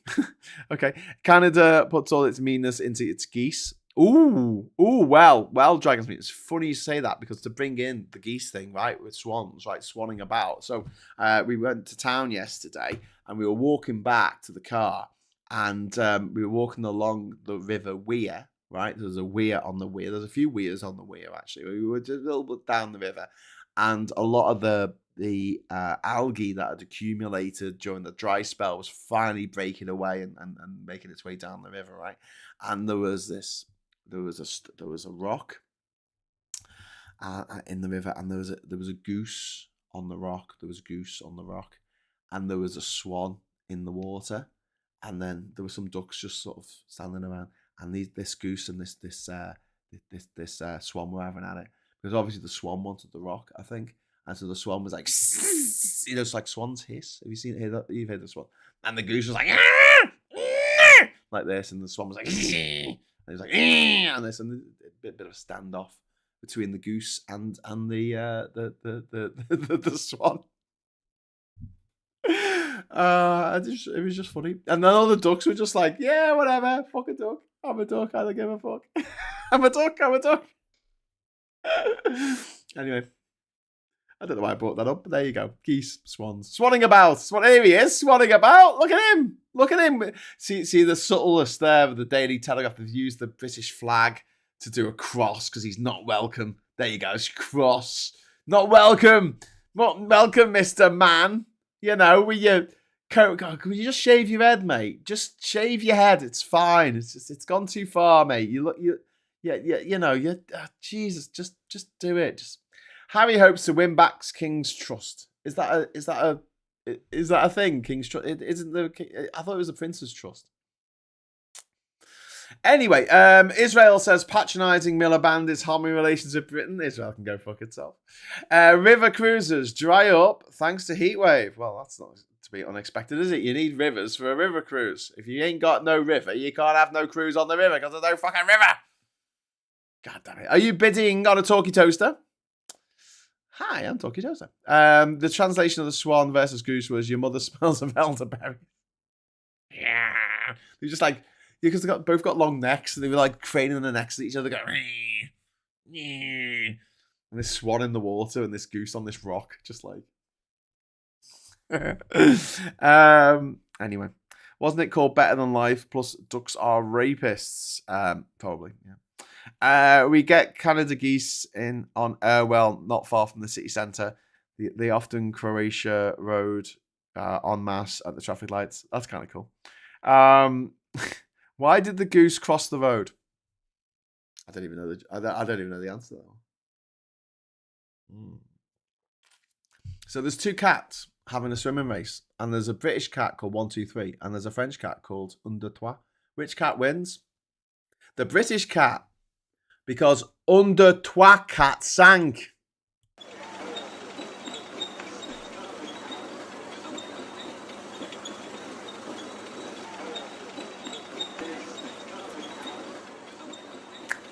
Okay, on with the show. Where were we? Okay, Harry hopes to win back King's Trust, not the Prince's Trust. And girls' GCSE lead over boys' lowest on record. They're still in the lead, right? And then Trump to buy more bonds. Trump to buy more bonds to fight sell-off. So, you know, the American economy is not doing so well because it's all based on bullshit and lies and tomfoolery. You can't build an effective economy on tomfoolery. Graham, I think Count Binface should add his next manifesto. Any MP candidate who doesn't show for the results should forfeit all votes cast for them. Yeah, they should. When I was young and dumb and I made the mistake of honking back at a goose.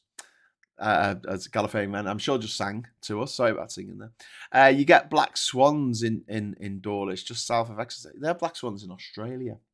Black swans. Why did the goose cross the road? Because she saw a Mormon walk out of Woolworths. What? So random. Oh. My favourite joke in all the world ever is you say to someone, why did the chicken cross the road? And they say, I don't know. And you say, to go and visit the world's biggest cunt. And then you go, knock, knock. And they say, who's there? And you go, it's the chicken. Just try that with the mother-in-law. Always works. Always works a treat. Anyway, so racism and sexism normalised in the UK, says Equalities Minister Bridget Phillipson, who's a massive fucking TERF. So I don't know what she's, I don't know if she's really in a position to be talking about this kind of thing. Why have they all got bobs? Someone pointed out that all the women in the government under what's his name, Keir Starmer, they all have bobs.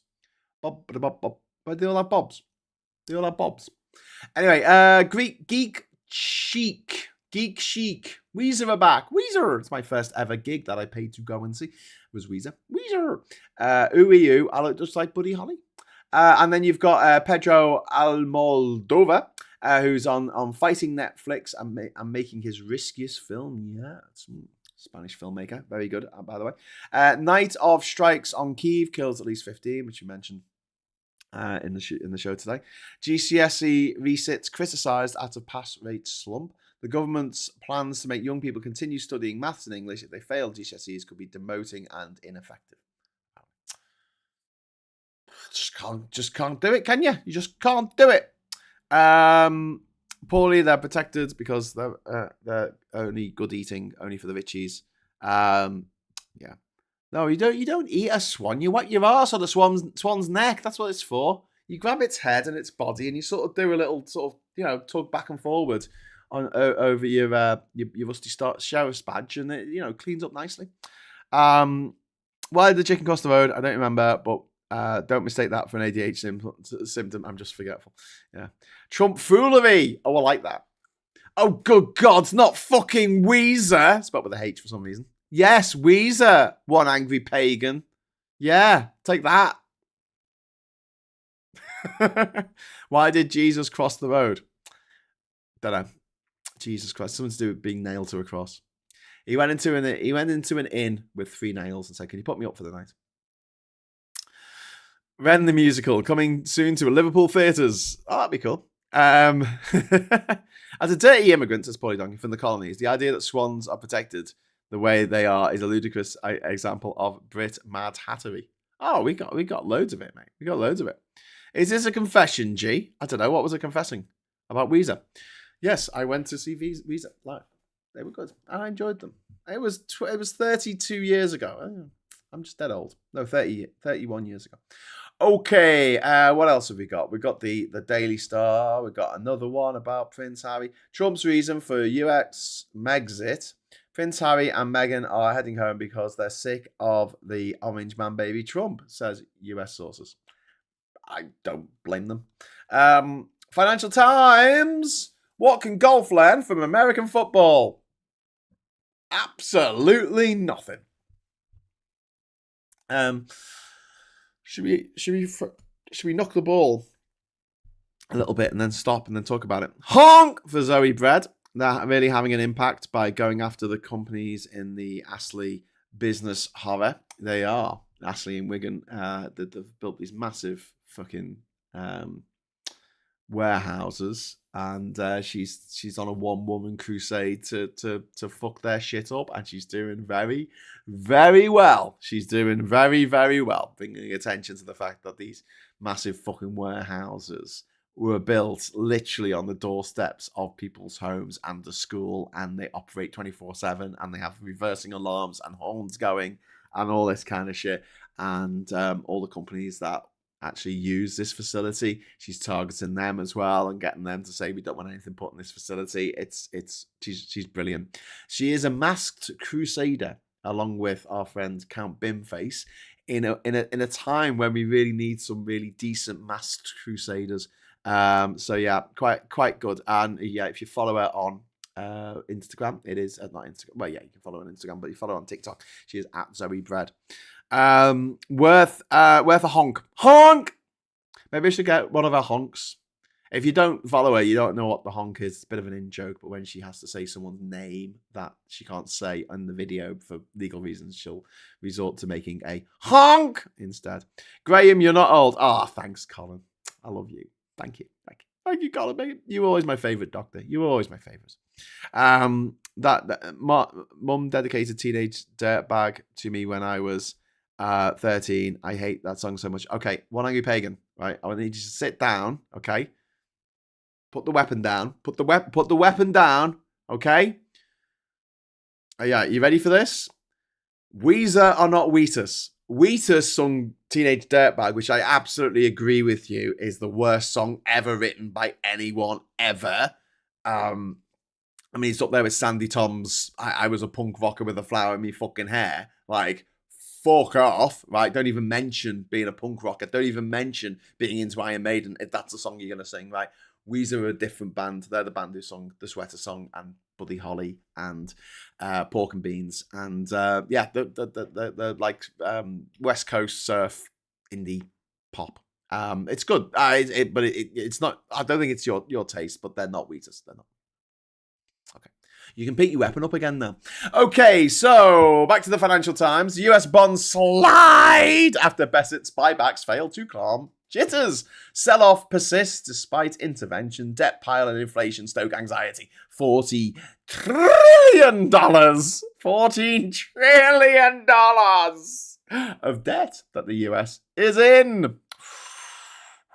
There's being up to your eyeballs in debt, and then there's being fucking submerged in the Titan sub at the bottom of the fucking ocean in debt. God knows how those places in Wigan Metro get past planners. Saw a picture so-called in landscaping online, a couple of twigs and a few pot plants. Yeah.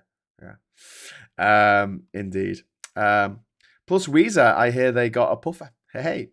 Why did Farage cross the road? He was advised by the police to give us seeing the abominable snowman.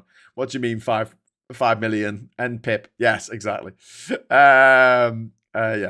One of the most amazing things was the FOI for Wigan Council that shows there are over 150 empty warehouses in Wigan already. Why is a new one needed? It wasn't. Yeah.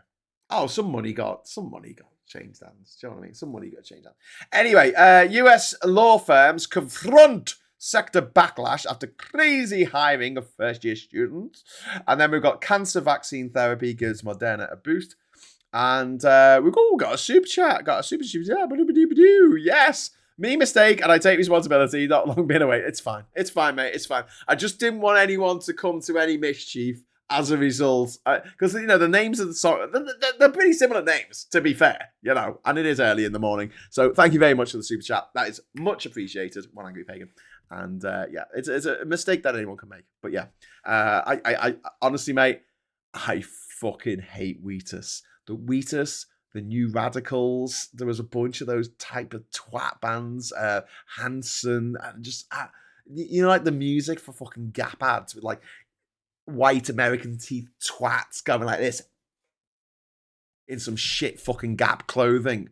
The same people made those same adverts for Apple as well. They were exactly the same. They were just twats dancing to shit music. And they went, oh, that worked for Gap. Let's work. Because insufferability is part of the branding of Apple, isn't it? Come on, let's face it. And so they did make some really fucking insufferable ads.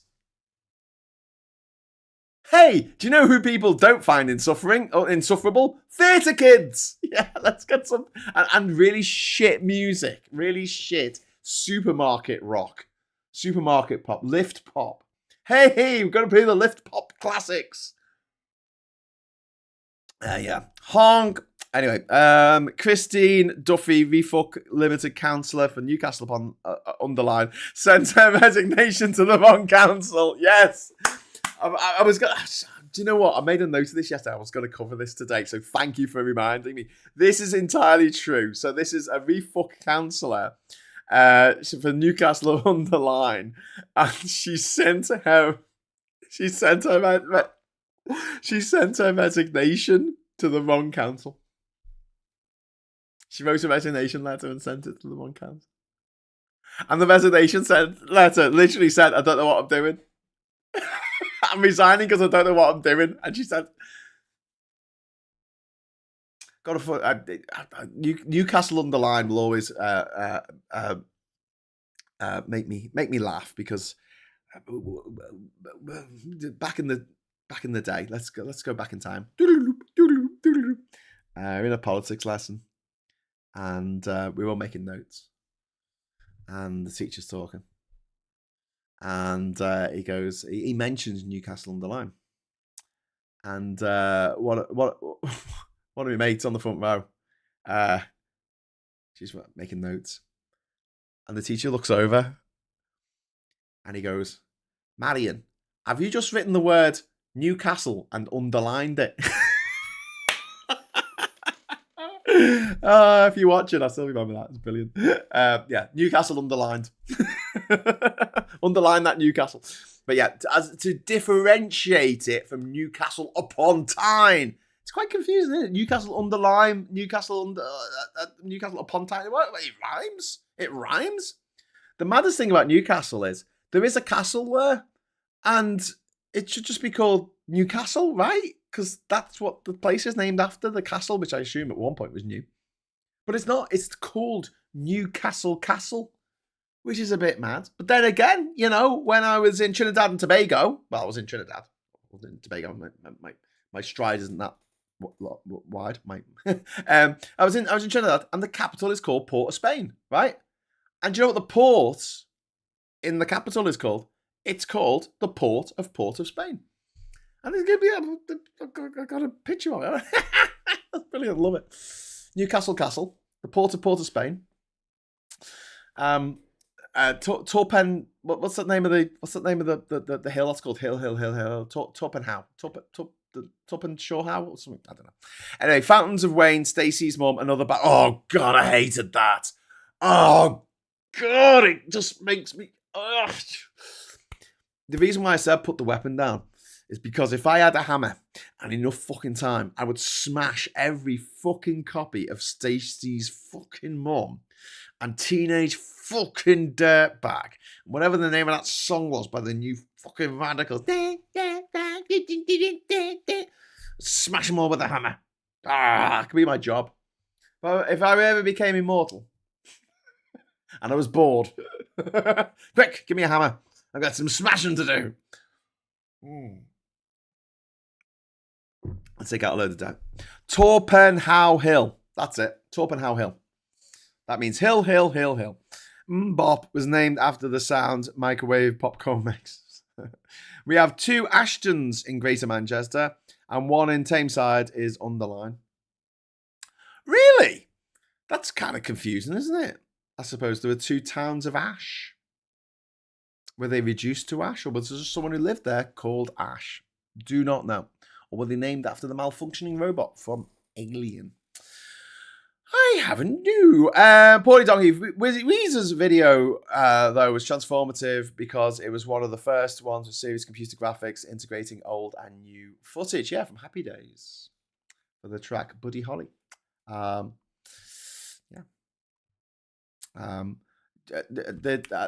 the same time, Nirvana did In Bloom, which I think was the Ed Sullivan Show or something. 3 young men from Seattle. I give you the latest single, In Bloom. Bim Feffy, yay! I prefer Graham's mum to Stacey's, to be honest. Thank you, Putinator, putting out there. And also, thank you for this. Bim Feffy has been requested, and Bim Fetty is what you will get. Bim Feffy!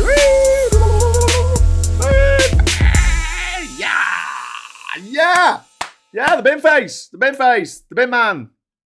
It's time to take out the trash. Cab bin face, brilliant. Ashton in Makerfield and Ashton underline. You just call it something else. I told you that. I don't know why they can't just change the name of Scunthorpe. I don't know why they can't change the name of Hull. Hull's not even called Hull. It's Kingston upon Hull. Just call it Kingston. You know, that's a much nicer name. Yeah, even if you're not a royalist, I mean, come on, it's better than Hull. Anything's better than Hull. Clitheroe, change that. Just change it. Slough, call it something else. Call it, I don't know, Freaky Gibbons if you want to. Call it fucking Joss Ackland's Spunky Backpack. I don't care. Just, you know, just don't call it fucking Slough. Slough. Where are you from? Slough. Slough sounds like the name of a bog troll, doesn't it? You must seek the wisdom of Slough.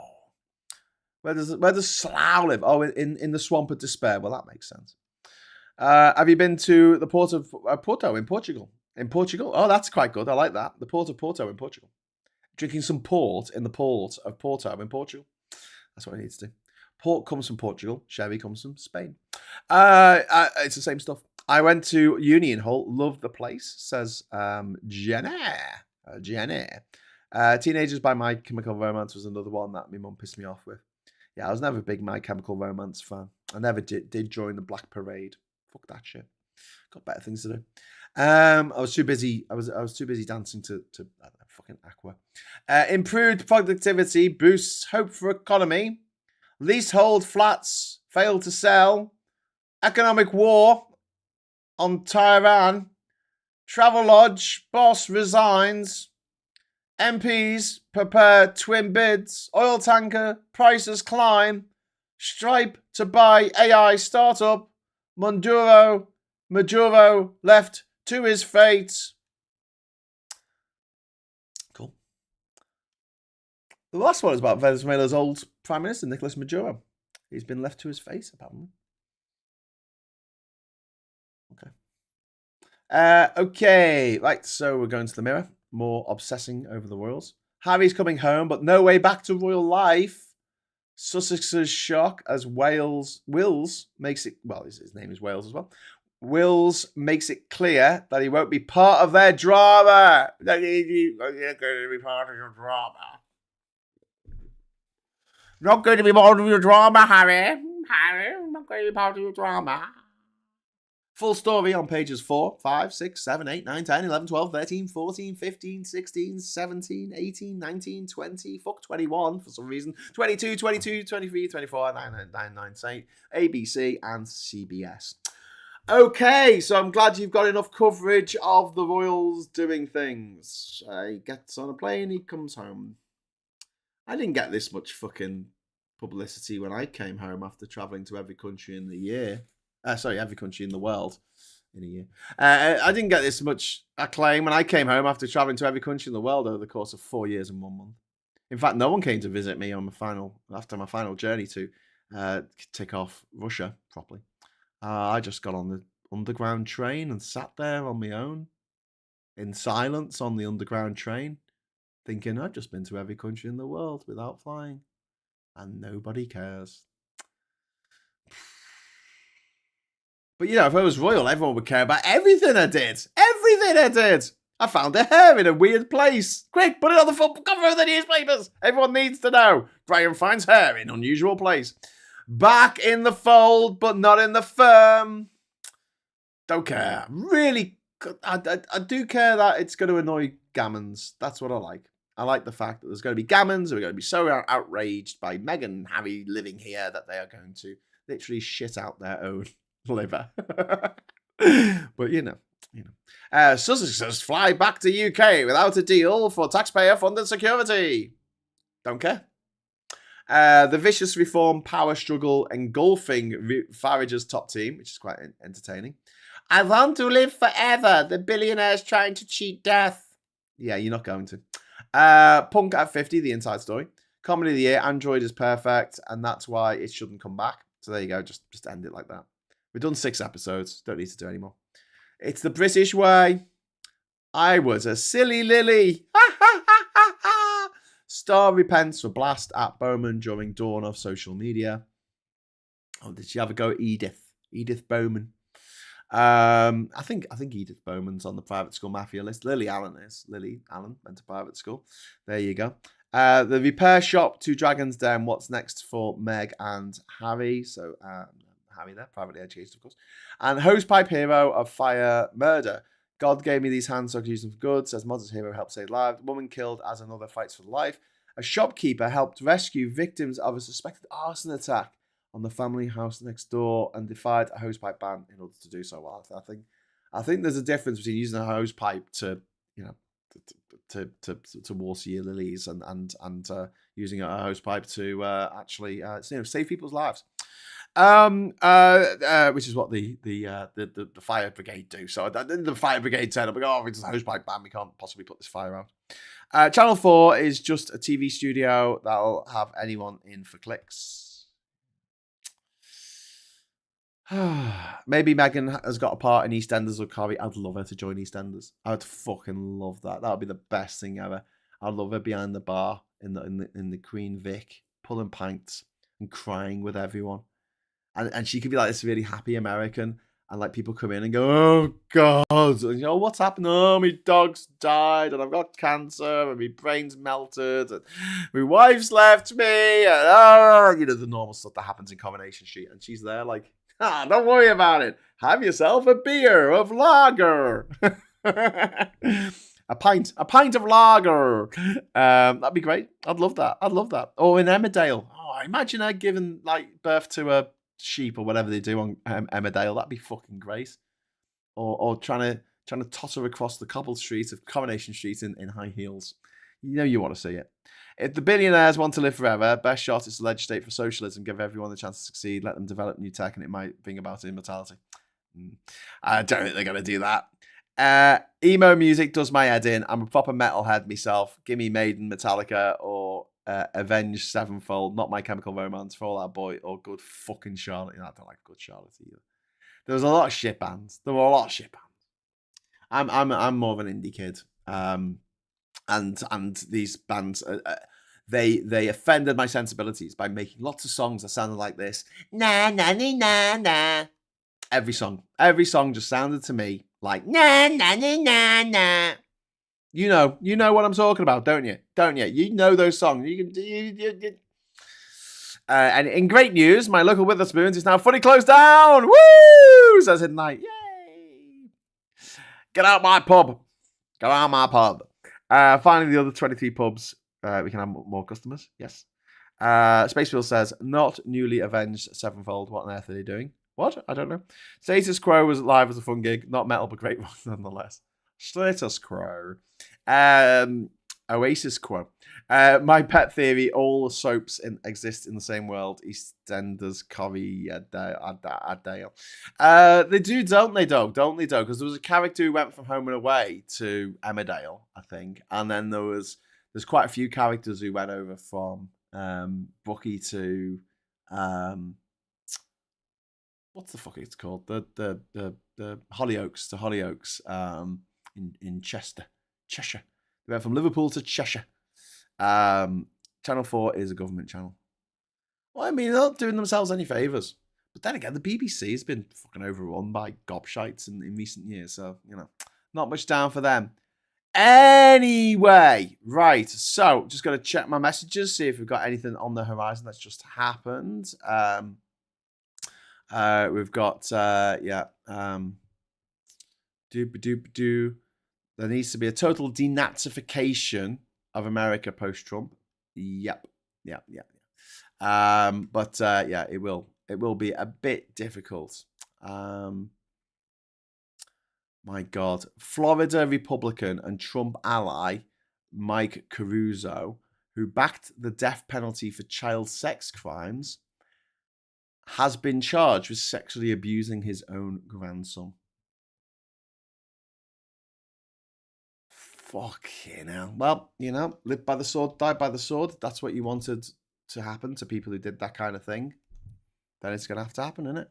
Like I say, not a big fan, but, there we go. Anyway, right, so I'm going to disappear now. The move from Manchester to Leeds or Liverpool is easy for the lovies. The lovies. Yeah, but not to London. London's fucking difficult, isn't it? That's a joke, by the way. We have at least 11 pubs open, all actual pubs, not a copy-paste pub with a toff name like the Ernhale. Doesn't sound like a pub name, does it? Yeah. The Greyhound. Now, that's a pub, says the Hidden Night. The Greyhound in West Derby, which is my... I suppose it was the closest pub to me when I was growing up. That or the Bulldog. And I hardly ever went there. The Bulldog's a flat roof pub. And the Greyhound, it was a nice building, but now it's a fucking KFC and a Subway and something else. But yeah, my biggest achievement through life was seeing an Oasis gig, last gig in 2006. Maybe I influenced it. I was devastated when they got back together. Lol. I saw them in 2006 playing in Bangkok. I saw Oasis in Bangkok in 2006. True story. Right, I didn't go to Bangkok to see Oasis. They just happened to be playing, and I thought, oh, why not? Also playing were Franz Ferdinand and the Arctic Monkeys and Placebo, I think. It was really good. Simon, I wonder if anyone has checked if Jessica Fletcher has moved into the area. She will kill again. Well, that's what she does, isn't it? Everywhere she goes, there's a murder. Most people go their entire lives without witnessing a murder or even being in the proximity of a murder, but not Jessica Fletcher. No. Every time she goes to a garden party, someone's going to cock it in a suspicious way. Okay. Thanks very much for watching. Thanks very much for the super chats. Really appreciate that. We're coming up to about the 2-hour mark now, so I'm going to fuck off. But do us a favor, right? Before we go, give us a like. Give us a like on this channel. Subscribe if you're watching this on catch up. Come on, subscribe. Join in with the show. And then hit the bell notification icon if you haven't already done so. Because like I say, it's all over the shop like a pork shop this month. You don't know what's going to happen. Well, I'll tell you what's going to happen. 1 o'clock today, me and Phil Morehouse are going to sit down. I'm going to talk the agenda about British politics, what Labour are doing, all that kind of stuff. So come and watch that if you want to. If it's going to enrage you, if it's going to be triggering, then go and do something better. Go and do something else. Go and do, have a lie down. But come back, please, this evening at 9:30 when we will be doing a Friday night social, and we'll be tearing into the news stories of the week, particularly about Trump and Natalie Harp, or whatever the fuck her name is, who's written some love letters to Donald Trump. So we'll be talking about that later tonight. So that'd be funny. It's rip and piss out of shit, telling shit jokes, and we'll have a bit of a competition to see who can tell the shittest joke in the chat tonight. Yeah. Should we do that? If I forget, remind me. Shit jokes, Graham, and whoever gets the shittest joke will win a tank. Well, you'll get a squeaky tank going across the screen. You won't actually win a tank because that'd be mad. Okie dokie then. Thanks very much for watching. See you at 1 o'clock, yeah? If not, 9:30 tonight. And until that happens, until we meet again, I'll say hello, good evening, welcome, and goodbye. Bye.